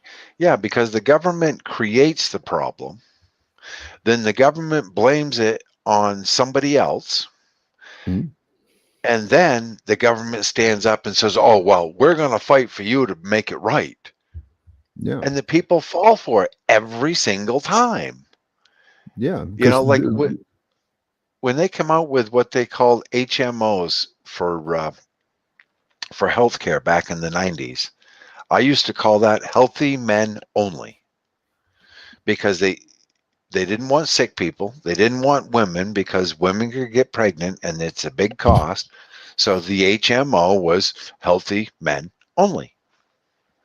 yeah, And it was a nightmare. And the government created that. And then the government used that to say that, well, it's the hospitals that are driving the cost up and it's the greedy doctors. And no, yeah, all this time it was the government that did it. And the people then listen to the politicians. Oh, well, we're going to fix it. And now look what we have for health. We don't have health care in America anymore. yeah. We have nothing more than a big eugenics program. Why are we That's what supposed to have why are we supposed to have the best, most advanced health care in the world, but the United States has the lowest life expectancy yeah. of all But countries? they want you to. That is the big divide and conquer tactic. They want you to take a stand on every problem and subject they create, but they don't want you to Right, dwell on it. They don't want you right, to think it through. So as long as you bought into the narrative and you're taking a stand on it, then they move on to the next thing. And that's how they right. do it all the time, just keeping you occupied with new stuff and That's dividing why us they in have smaller groups. Yeah, that's why they have the 24-hour news cycle. Yeah, They can change your narrative every hour on the hour. and they are. And yeah, they are too. And they're Yeah. destroyed and the people are being destroyed. And that's what, I've said it on with Algo a lot of times on it. They want you to hate your neighbor. And Mm. I refuse to hate my neighbor. But My sometimes you need neighbor, to, right? Because now we're well, I looking keep at, an eye on him. you know, Yeah, there's a couple neighbors close to me that I do keep a close eye on, yeah, because I know that they're out to do harm, and they would do harm, and they're the ones that are sitting there with binoculars calling the FBI on, uh, he moved today, he put something outside today, I think he changed the oil in his car and he spilled some, and oh, I yeah. know. And I'm And just the that's kind of guy who, if I notice that, I will go outside and with a big sign and plant it in the ground that says "fuck you," you know. Yeah, oh yeah, oh yeah. And I'm the one that would go over there right in front of them and dump a whole 5-gallon pail of used motor oil and say, "Hey, I'm only sending it back to where it came from." Yeah, But yeah, but that's the kind of thing, and that's what they want, and they've got those people. I sit right here with the scanner, and if I'm on somebody's show like this, I turn it off, but I listen, and you would be surprised how many calls a day come in. There's somebody behind you following you on the cell phone calling the cops because you swerved, or you're going too fast, or they don't like the way you're driving, and they're literally calling 911 to turn you in for how you're driving. And yeah, it's like, this is ridiculous. yeah. It Geez, is. you reach down to pick up your coffee, and you cross the yellow line, and the clown behind you is calling the cops on you. It's like, really? Oh, I hear it. I hear it all the time, and I have quite a few cops that are friends, and they are so sick and tired of the, and they'll say, "I am so sick and tired of these damn narcs," and that's just what they call them. They're tired because they're trying to do their job, and they're trying to, that we do have a lot of overdoses going on. We have a lot of crazies that are doing things, and when the cop has to get pulled off from what he is doing to go try to find some guy that swerved a little bit, that's ridiculous. Yeah, but It's what do they pathetic. do when they put out that notion that we need officers, we need knocks, they are basically telling friends and family, back down, we got this, we're going to save your family for you, instead Right. of, Oh if yeah. we didn't have these entities that are supposed to look after us, we would take care of our families, we would take care of our friends, because if we didn't, nobody would, and we're losing that when we are putting our faith in authorities and experts, Right. And that's where the saying comes in. You know, when seconds count, cops are always minutes away. Yeah.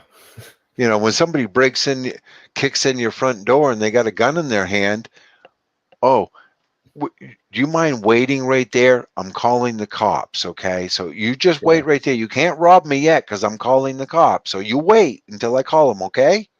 And that Yeah, goes, right. you have people with kids in their beds calling the cops, Oh, if oh somebody yeah. came in here armed with a bat or meant to do harm at any kind, I would never call the cops. I would defend my family right there, because I know the cops is not going to get there before he do harm, Right. So Exactly. yeah, Exactly. And what but I people what don't I do that no more. I joked with the cop. I says, "What would you guys say?" I said, "if I put a sign up." And he goes, "What are you going to put on it, Dave?" And I said, "I don't call the cops. I call the morgue." And he just kind of chuckles. "What do you mean by that?" "Oh, you'll get a call after I call the morgue." Okay. I mean, I have a sign. Right? Cops have seen it. There's one small sign out here on the front. No trespassing. Trespassers will be shot. Survivors will be shot again. It's right there on Yeah, my front yard. yeah, you know? But yeah, I do. I mean, I have security lights that come on out there, and I got security cameras and everything else. And the cops know that I'm not just gonna go do harm to somebody. They're gonna get one warning with a paintball gun, and if you don't heed that warning with the paintball gun, well, the next one might be a real one. yeah. Yeah, And I that's can't just have as I said, I can't have a real firearm, but I have a discouraged. I have a gas gun, so it shoots a right. cloud of gas, so Well, that I am allowed to have. I have gone through it with the wife. We did get her a new Ruger for her birthday here a few months ago. And I says, "No, they've got one way up, to Yeah, up here. You are to go up those stairs and you let them know in no uncertain terms, I am armed and the cops are on the way. And if they start up them stairs, then you best be pulling that trigger because yeah, that's the only way up here is one flight of stairs. There's one stairwell up here. yeah, But you don't confront them when if they're coming in. You get upstairs and you let them know in no uncertain terms, I am armed and the cops yeah, are on the way. So yeah. that's I'm not gonna. Then you know that people coming up the stairs have evil intention, right? So Right. Oh yeah, exactly. I said that's yeah, what that's why I told her. I said if I'm not here and you have to defend yourself, you better be doing it. yeah, So and that's what we have to do. And it is a sad state of affairs. There's a lot of times I show the wife. You know why I like Google Map? Because there's a lot of countries where they have gone through the street view. And I show her, I said, how would you like to live here? And you can see every single house down the street, great big bars and everything on the doors and windows. So that's their only protection, to try to be Yeah. safe within their own home. And it's sad that people have to live that way. But I do. I show her different areas, and so how'd you like to live here? Nope. And Yeah. that's how I see how the world has progressed over the years of what air. When I went down to speak There's at my no brother's, escaping. It's the same shit no, everywhere now. So I was so sad when I took the train back. I went down to speak at my brother's church before he got done, and I went down and I took the train back because I can't fly. With my lungs, they don't let you fly. There's no way I could breathe up there, um, with the pressure and stuff. But when I took the train back, I felt like that Indian looking over at the trash with the tear coming down, because I could not believe how trashed America has become. It was yeah, just I've been there it was the so late hard to 90s. look at. So I don't really know, but yeah, I can imagine because you Oh, have right a now it's bad. Trash everywhere, graffiti everywhere. Everything is run down and beat up and destroyed. And my brother, when the train stopped at DC at the Capitol, my brother was there to pick me up when I went down, because we wanted to go over to the Tomb of the Unknown Soldier and stuff like that and see a few sights around the Capitol. And what did I get greeted with? A homeless guy with his bare butt sticking over a cement wall, taking a dump right in the middle of the afternoon. yeah. And it's like, really? you know, is this what America has become? And sadly, It's yes. the world, mate. It's not the US. It's Right. everywhere. Yeah, it It- is. It's It just is. worse where you is because you're seeing it. It's right in front of your Right. face. But the bullshit And is everywhere, and the the bad behavior becomes more apparent for every day that goes by, right? So well, yeah, because people get so discouraged and so bewildered with what's happening that they just, there's no pride anymore. They don't care anymore. yeah, You know, it's they've it's lost that sad. moral compass. That's what they Yeah. Yep. what's really, they're not listening to that gut feeling that tells them what's right and wrong no more. You Yeah, know, because, well, it's like what you said earlier. They see so much wrong going on. Well, why not me too? You yeah. know, Why should the, I be the, any better? right. Because This thief is getting away with it, and so why yeah, shouldn't I? yeah, And that is a shame. It yeah. truly is. You see, and it even works a smaller scale. If you see somebody getting away with something big, you say to yourself, "Why can't I fiddle a little with my taxes? Why?" You see people doing what's worse and getting away with it. So why shouldn't I be able to fiddle a little with this? Why shouldn't I be able to speed or do other stuff that I can't do? That I'm not allowed to. So you Right. move that moral compass, but as you're progressing and you see things getting worse and worse and worse, you just keep moving that moral compass in people, and they get desensitized. Yeah, because what I used to tell my boys when, everybody's doing it is, well, if everybody's standing over there jumping to their death into a raging river, are you going to do it just because everybody else is? That is the society we live in.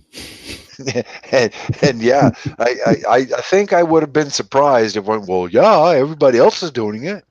Yeah, Because that was one thing when my boys were growing up. I knew I had to, hold back, and they weren't going to get spoiled too bad and everything else. And they had to learn respect and stuff. But, you always get your child's always, well, everybody else has it. Everybody else has one. Why can't I have one? Everybody else has one. Why can't I have one? Everybody else yeah, has a Game Boy. Why can't I have one? And, yeah, and it's like, well, why don't you stop and think of what you have that they don't? Yeah, or make them stop and think, is this really what you want? If you can Right, choose between a Game Boy or anything else in this world, is there anything that you would choose over a Game Boy? You know, give them a right, choice. Make maybe they like, I don't know, figure skating, and they want a new pair of skates. Maybe that's more important than getting a Game Boy. right. Do you want that new 10 speed, or do you want that Game Boy? You're not getting Exactly. both.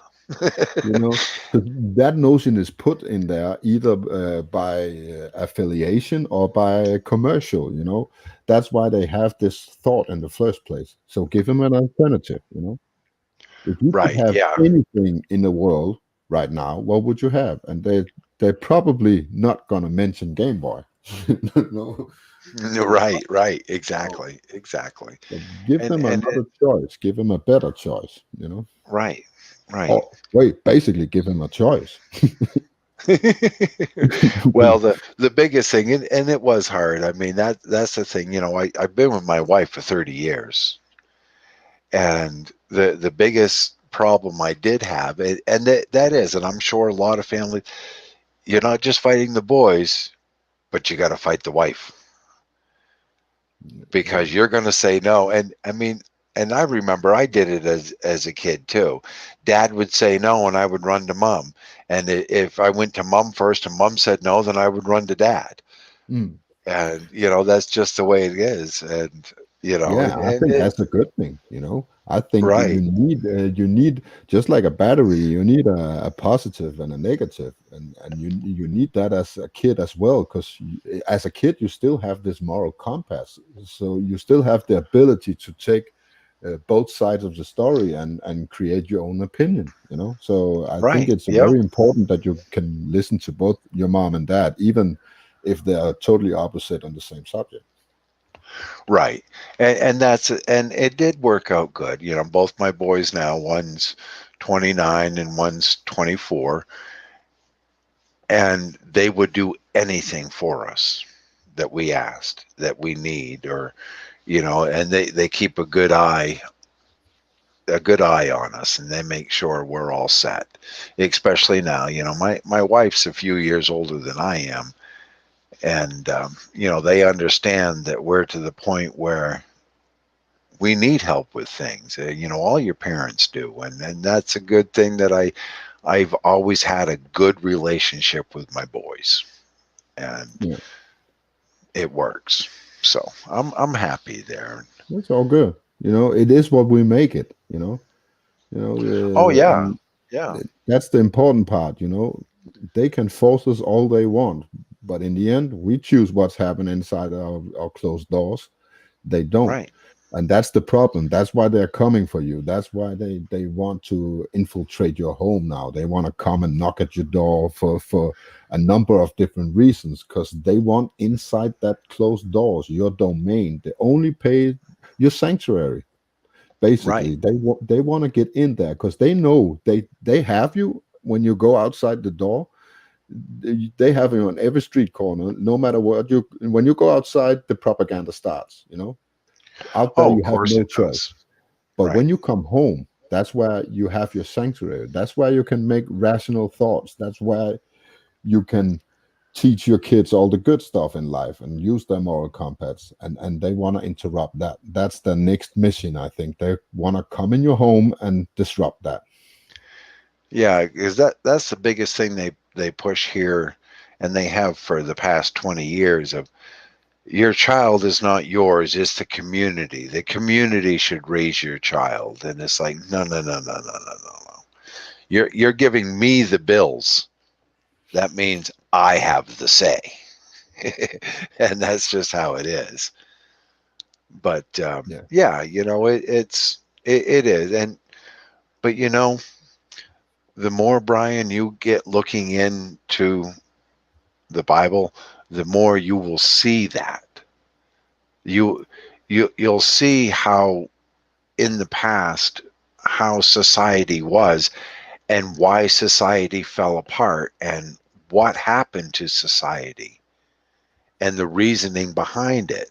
And it always comes back because history repeats itself over and over and over and over. Yeah, And and it has we're been for a just, long time. yeah, Yeah, and it always will. yeah, But and that wow. is my problem. You know, because Yeah. as long as well, basically, it's also the solution. You know, it's also the hope lies in there. You know, because if you can see that the evil parts that we have in the world right now are playing by a rule set. You know, they answer to something as well. You know, so it basically tells us there's an opposition that that wins, you know, because they're still scared of us. They still need our consent for everything. We've talked about this before. Oh And yeah. yeah, and as long as there is that, you know, Well, that hope, that's because if history repeats itself, and we know that, then we know we're going to get back to a point where we're on top, you know. and that's the biggest thing when it comes to the mark.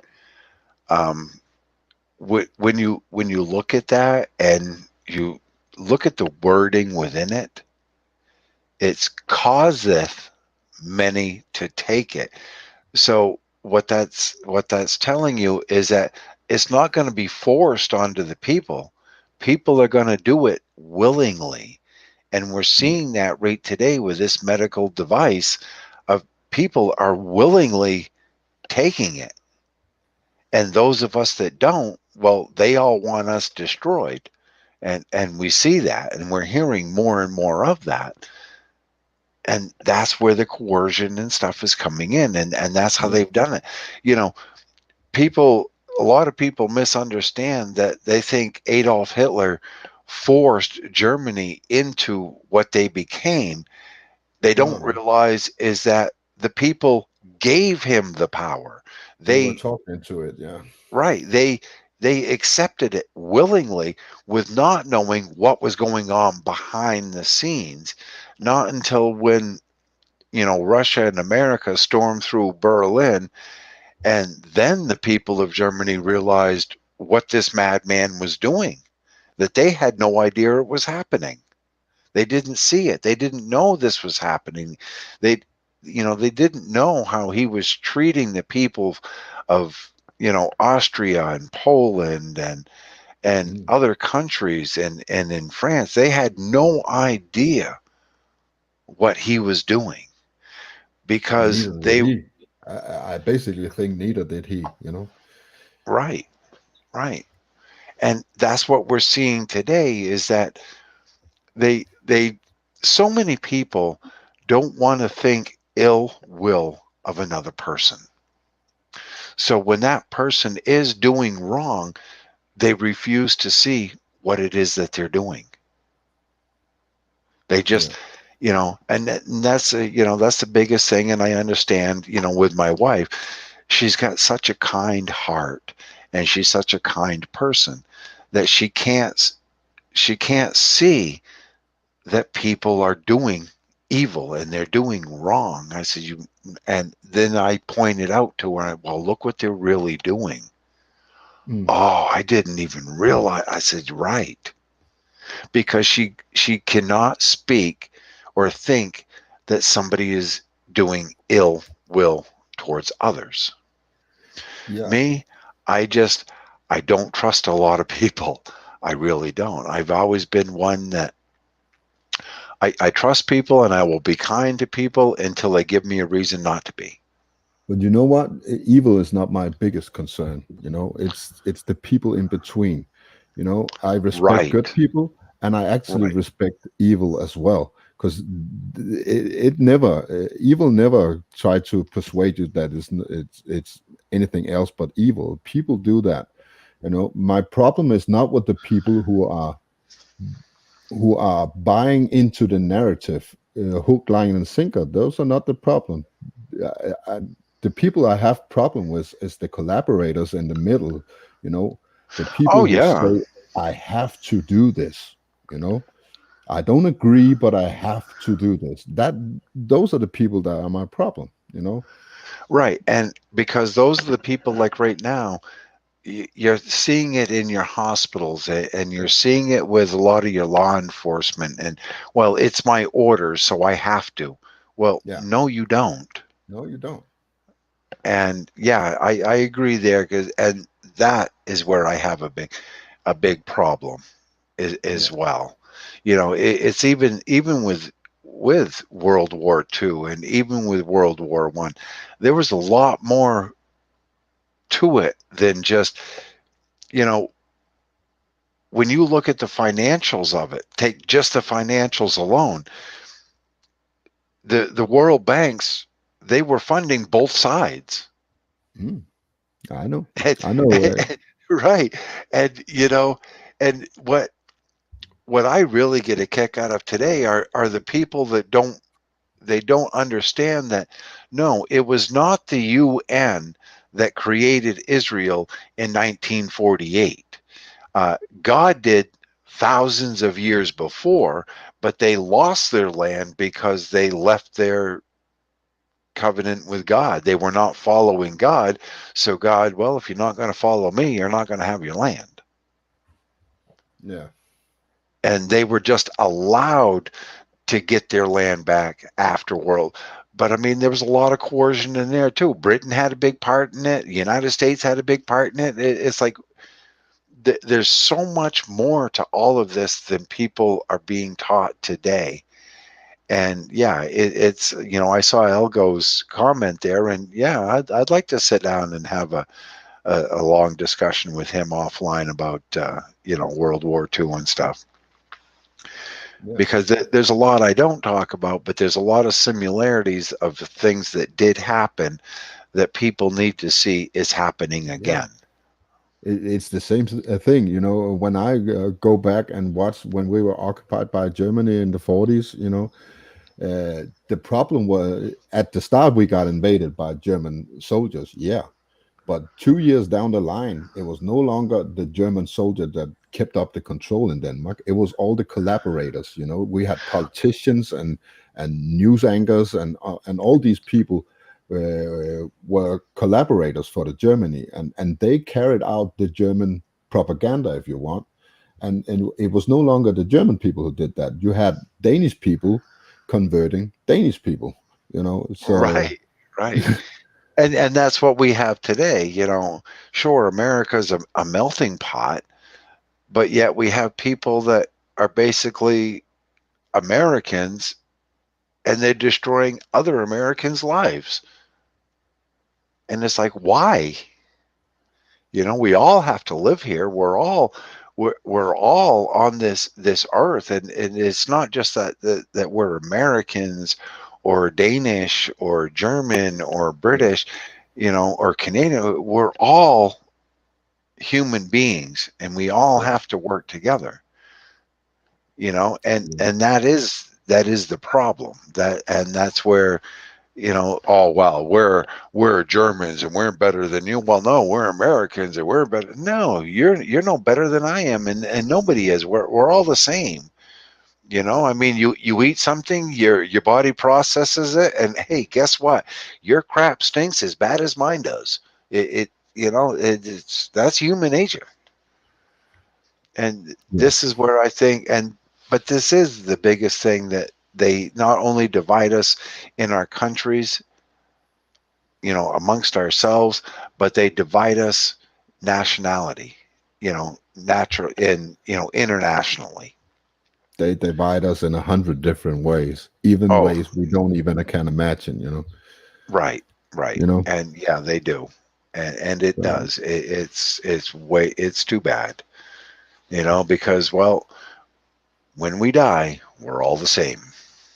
and if we figure out those 100 ways, they're just gonna create another 100 ways to divide us. And that's the problem. As long as we can stand up together, we That's don't what stand a scare. chance. And I Right, think that is what is that is their fear. They know when we get pushed against the wall that we will clump together and become units. And that's why they have to divide us before they set in the big tactics. right. Right. And it's I think now with everything that's going on, more and more people around the world are coming together and they are Everywhere. standing up together, and it's scaring the crap out of them. It really is. Yeah. It And really I've is. been gathering information. I try to talk to people all over the world, and it's all the same thing. The bullshit is the same. The narrative is the same. It's there's no It difference. is. You know, It is. it's It is. even countries like the United States and let's say China, who are should be two big opposites of this planet. They still do the same thing. Right. All and the and same propaganda, all the same lies. same shit all It's over again. oh And wow, yeah, just in a different language. isn't it amazing that this world is based on so many countries, there are so many different cultures, but we all agree what's good and what's not. you know that's just Right. stupid. you know Right. Because that's where I laugh when I see stuff going on in Canada, and first you hear the narrative here in America, and then you hear the same exact narrative being pushed up there in Canada. And then you hear the same thing coming out of Australia. Then you hear the same thing coming out of France or Britain. And it's like, when are people going to realize that this yeah, is what the global community that they've been pushing on our children was all about? We're all yeah. different, but yet we're all the same. If you discovered the truth in America, I promise you it will never reach Europe and vice versa, because that would be killed. So I know when news come from Australia, it comes from US or Britain or anywhere else. I know if it's crossed the water, it's because it's part of the big narrative. The Right, only right, truth we'll find is within ourselves and us here sitting talking. And right. When the countries gave up their sovereignty to an entity called the UN, that's yeah, when people should have woken up. You know, how is it that you say we're a sovereign country, but yet a bunch of criminals make a decree and you sign yeah, onto it? Hello, you know how is paying the UN billions of dollars going to stop global warming? yeah. It's not. It's No, not. And I mean, I even done a video. It's called Third Grade Science, and the people, oh yeah, the polar ice caps melt and it's gonna flood everything. Oh really? So I took and I sped it up and made a time lapse. I took a glass and I packed it full of, there was water in there, and I packed it full of ice until the ice was sticking right out the top of the glass, and the water was right to the very brim of the glass. And I sat there and recorded it until all the ice melted.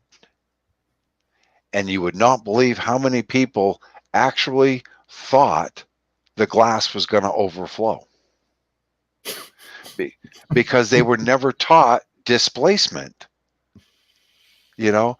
And they sat right there and they watched all that ice melt. And, there was ice sticking above the glass, and it all melted, and not one drop spilled out of that glass. Not a one. yeah, I said, so how is it the whole North Pole up there in the northern section, how can all of that ice melt and flood anything? So if it's going to flood everything, then why are all these billionaires buying all these islands? yeah, If all the ice is going to melt and the island's going to be underwater, why are they building multi-million-dollar mansions on the coast? yeah. But Hello. that's people. You can't even start making people see that shit. No, And and they that's the still, thing. You yeah. can't. And it's Yeah. so hysterical that I it's used like, to be that devil's advocate that tell people all these things. If it is like this, why do you think they do this and this?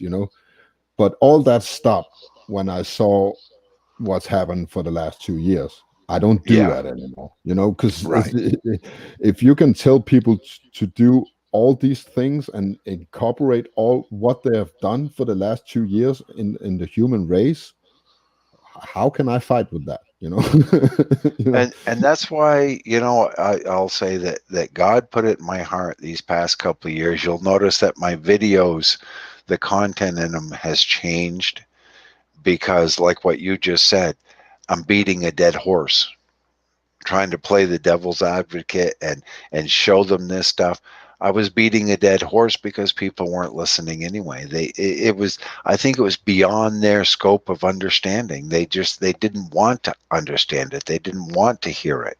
and even if So they now, did, it will get lost in all that propaganda out there, you know. So right, when you're not right. there, and if you're actually gotten through to these people, it will get lost again. So And it's a that's why constant it's battle. like, well, for the time I have left, the least I can do is try to spread the truth as I see it and I know it, Yeah. and save as many people as I possibly can. And Yeah, that's I must say I don't do that no more. Now it's on demand. If you want me to give you truth, you have to come and ask for it. I'm at that point now. right, right, So I'm no longer going out there and preach to people. I don't want to do that no more. Uh, I'm honest. If I'm asked about anything, I give him an honest answer always. right. But if you want something from me, you know, you have to want it and you have to come and ask for it. If you want it enough, then you're man enough to come and ask me. That's my And opinion now. that's the reason why, like getting your email, and you and I can interact. You have questions and I can give you the Yeah, best answer as I know it, and guide you. And that's what I do for a lot of people still. It's yeah, between me and them, yeah, and because they want to learn, they're asking questions, and if I exactly. can help them, I will. And that's what I do now. And but still, I still got to put up my videos. I still got to, you know, God's put it in my heart to put it out there. Do it. Just do it. Stand up for the truth and do it.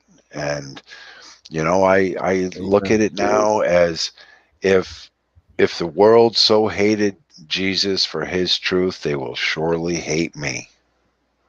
Yeah, So, hey, when you're when the flat gets heavy, you're over the target. yeah, yeah.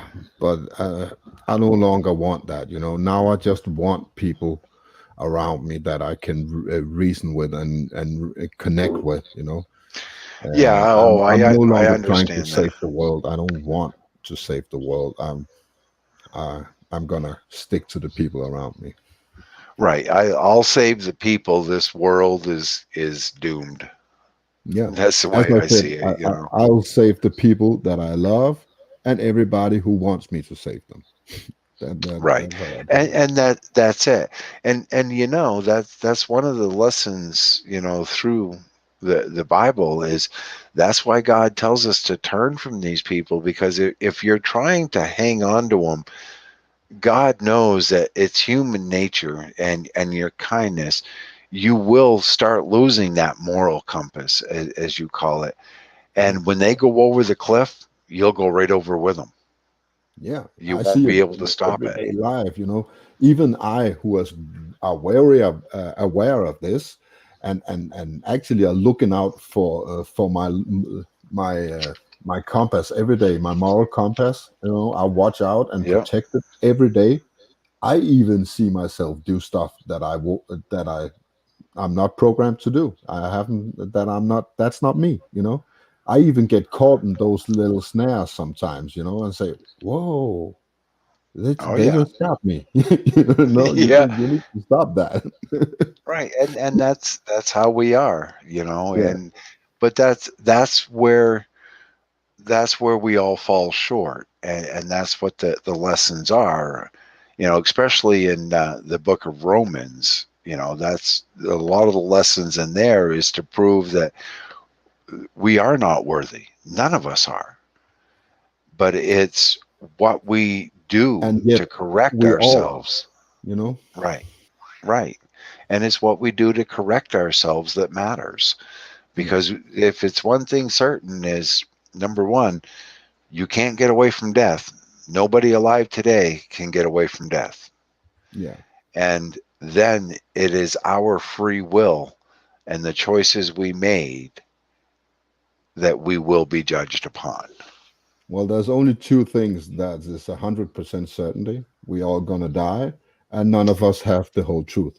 So yeah, Right, exactly, exactly. I told that to a million people that yeah, I don't have all the answers. and never Nobody will get it, does. Right. even how hard And we try. and right, and never will. And I've accepted that. And I live with that.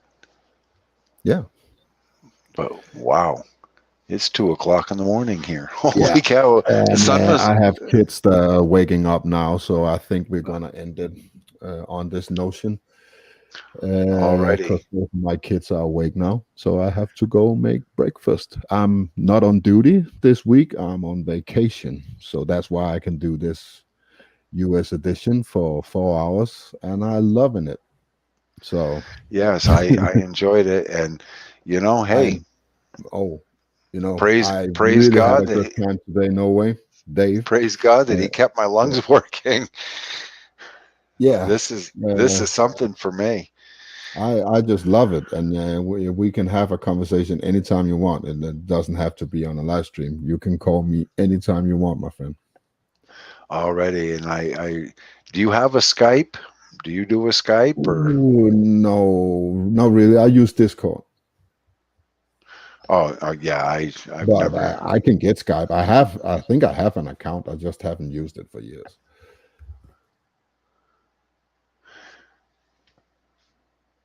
Yeah, well, you've got the email. We can hash that out. And like I said, any questions, just let me know. Whoop! I think he just dropped. Yeah, that was my own fault. Oh, I blame everyone for that one. I pushed a button on the side of my mouse that I wasn't supposed to push. I didn't even know it was there. oh, I know all these new programs and everything, and it drives me nuts. Yeah, But but it was a really good talk today, and I yeah, enjoyed it very I much. got some good things from you. One of the greatest things I think you shared with me today is to instead of trying to understand it whole at the whole thing at once, I need to divide my religious journey in bits so I don't get confused. So that is one of the notions I'm going to take from this talk today. I'm going Good, to try and good. do that. So, And like I said, any questions, hit me up in the email oh, there, I and will. I'll. Yeah. I No, promise you. no, no, That no will be a lot problem. of questions. No So, problem at all. yeah. I'll help all I can. So on that, hey everybody in the chat, and having good night. God bless, and be safe out there. The world has gone crazy. Yeah. Thank you, Dave. Thank you for calling. It was a pleasure You're having welcome, you. sir. Good night.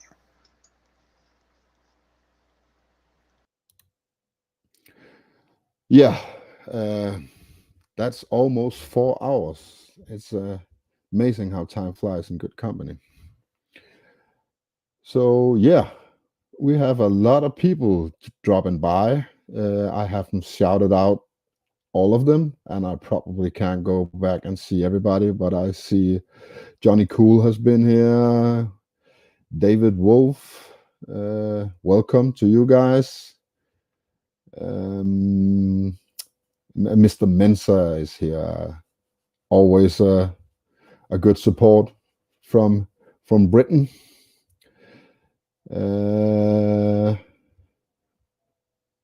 who else do we have? We have Jennifer here.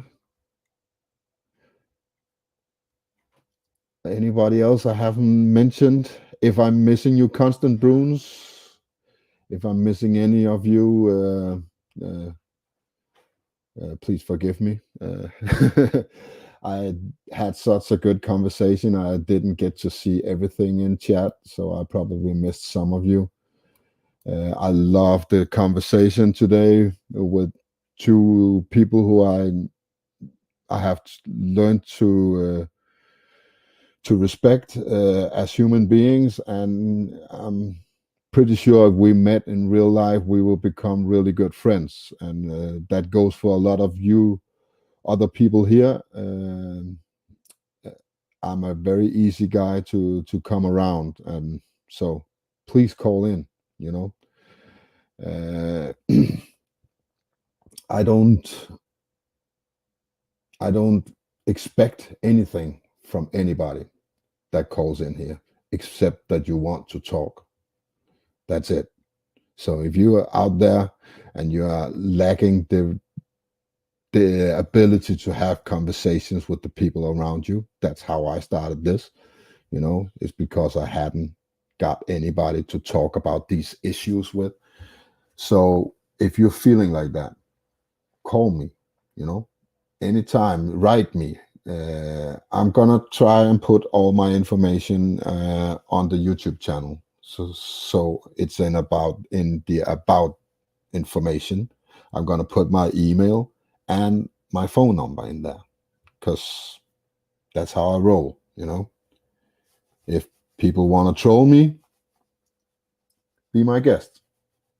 I have a lot of fuck yous in my collaborator, in my words supply. So, so yeah, I will always be here.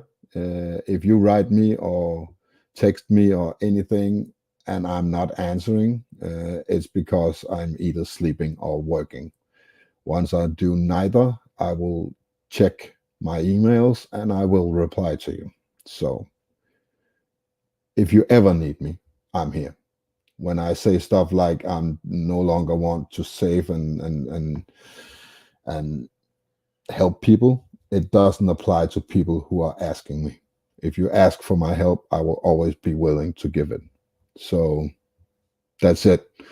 That's how we spread these good motions and unity, you know, and we can get rid of all the bad stuff that we started this stream with. We started talking about all the bad emotions and the difficulty of growing up in a system that didn't understand us.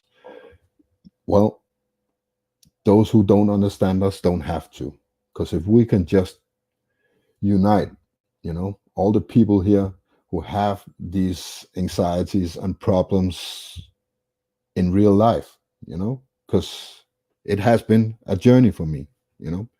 It has been a long way for me to stand up for what I believe in.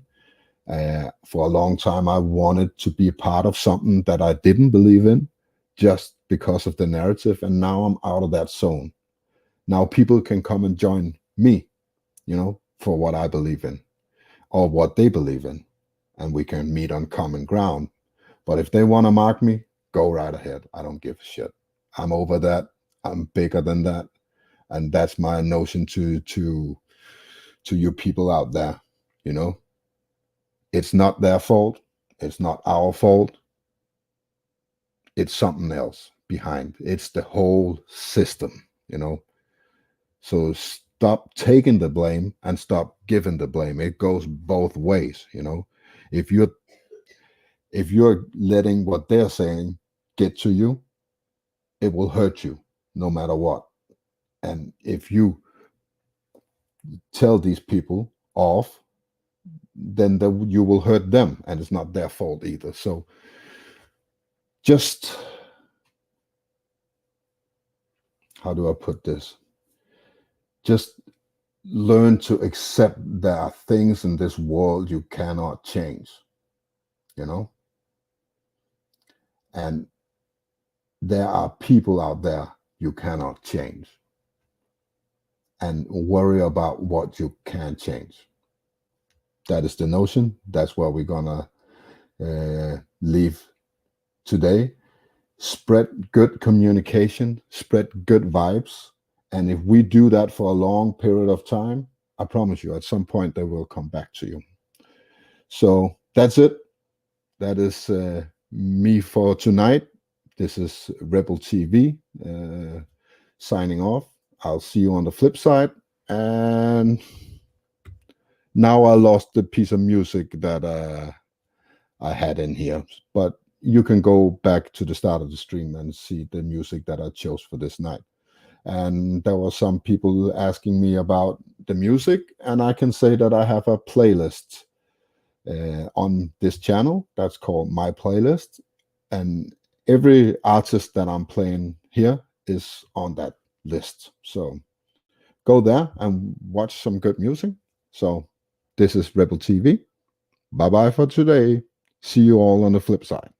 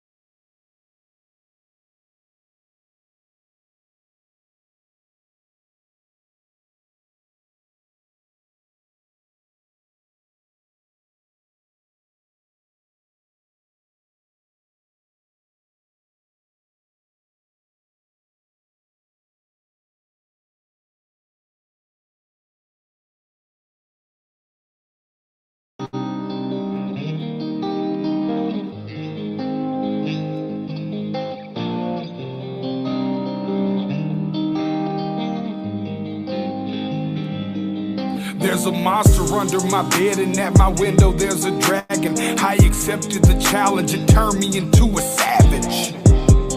I broke a promise to myself again. I don't know why I am so vulnerable. They try to help, but I won't let them in. I guess rock bottom's where I'm comfortable. Both my feet planted when most people would have panicked. I embraced the storm. I found beauty in what was damaged. I'm not afraid of the boogeyman. Instead I look at him like he's a friend. There's not a monster out there in the world that's scarier than the one that's within. There's a creature in my closet, I can hear him rumbling around. The demon screaming in the distance creates such a humbling sound. The monster that's outside my window, he's like family to me now. The things that people are afraid of never let me down. Not to say this, no, but I'm hated so. My religious freaks say I'm the biggest beast and that I made it grow. When I spray this flow, I created more. Creatures are like when I heat up the mic, I'm a breed of the night, but I'm tainted though. By the darkness I'm binded, I sparked it and shined it. They find it cause mine is woe. For that they label me a demon seed. Wanna disable, need to see them bleed. Hinder me fatally and see them grieve, no. You would not believe the creature inside me. If you deceive, Khalifa's a lively. We disagree when people defy me or try to take his. Whatever the fucker retort on, you don't wanna break this. You forsake his with a sacred, then it's over. No matter what your faith is, I'm a creature. There's a creature in my closet. I can hear him rumbling around. The demon screaming in the distance creates such a humbling sound. The monster that's outside my window, he's like family to me now.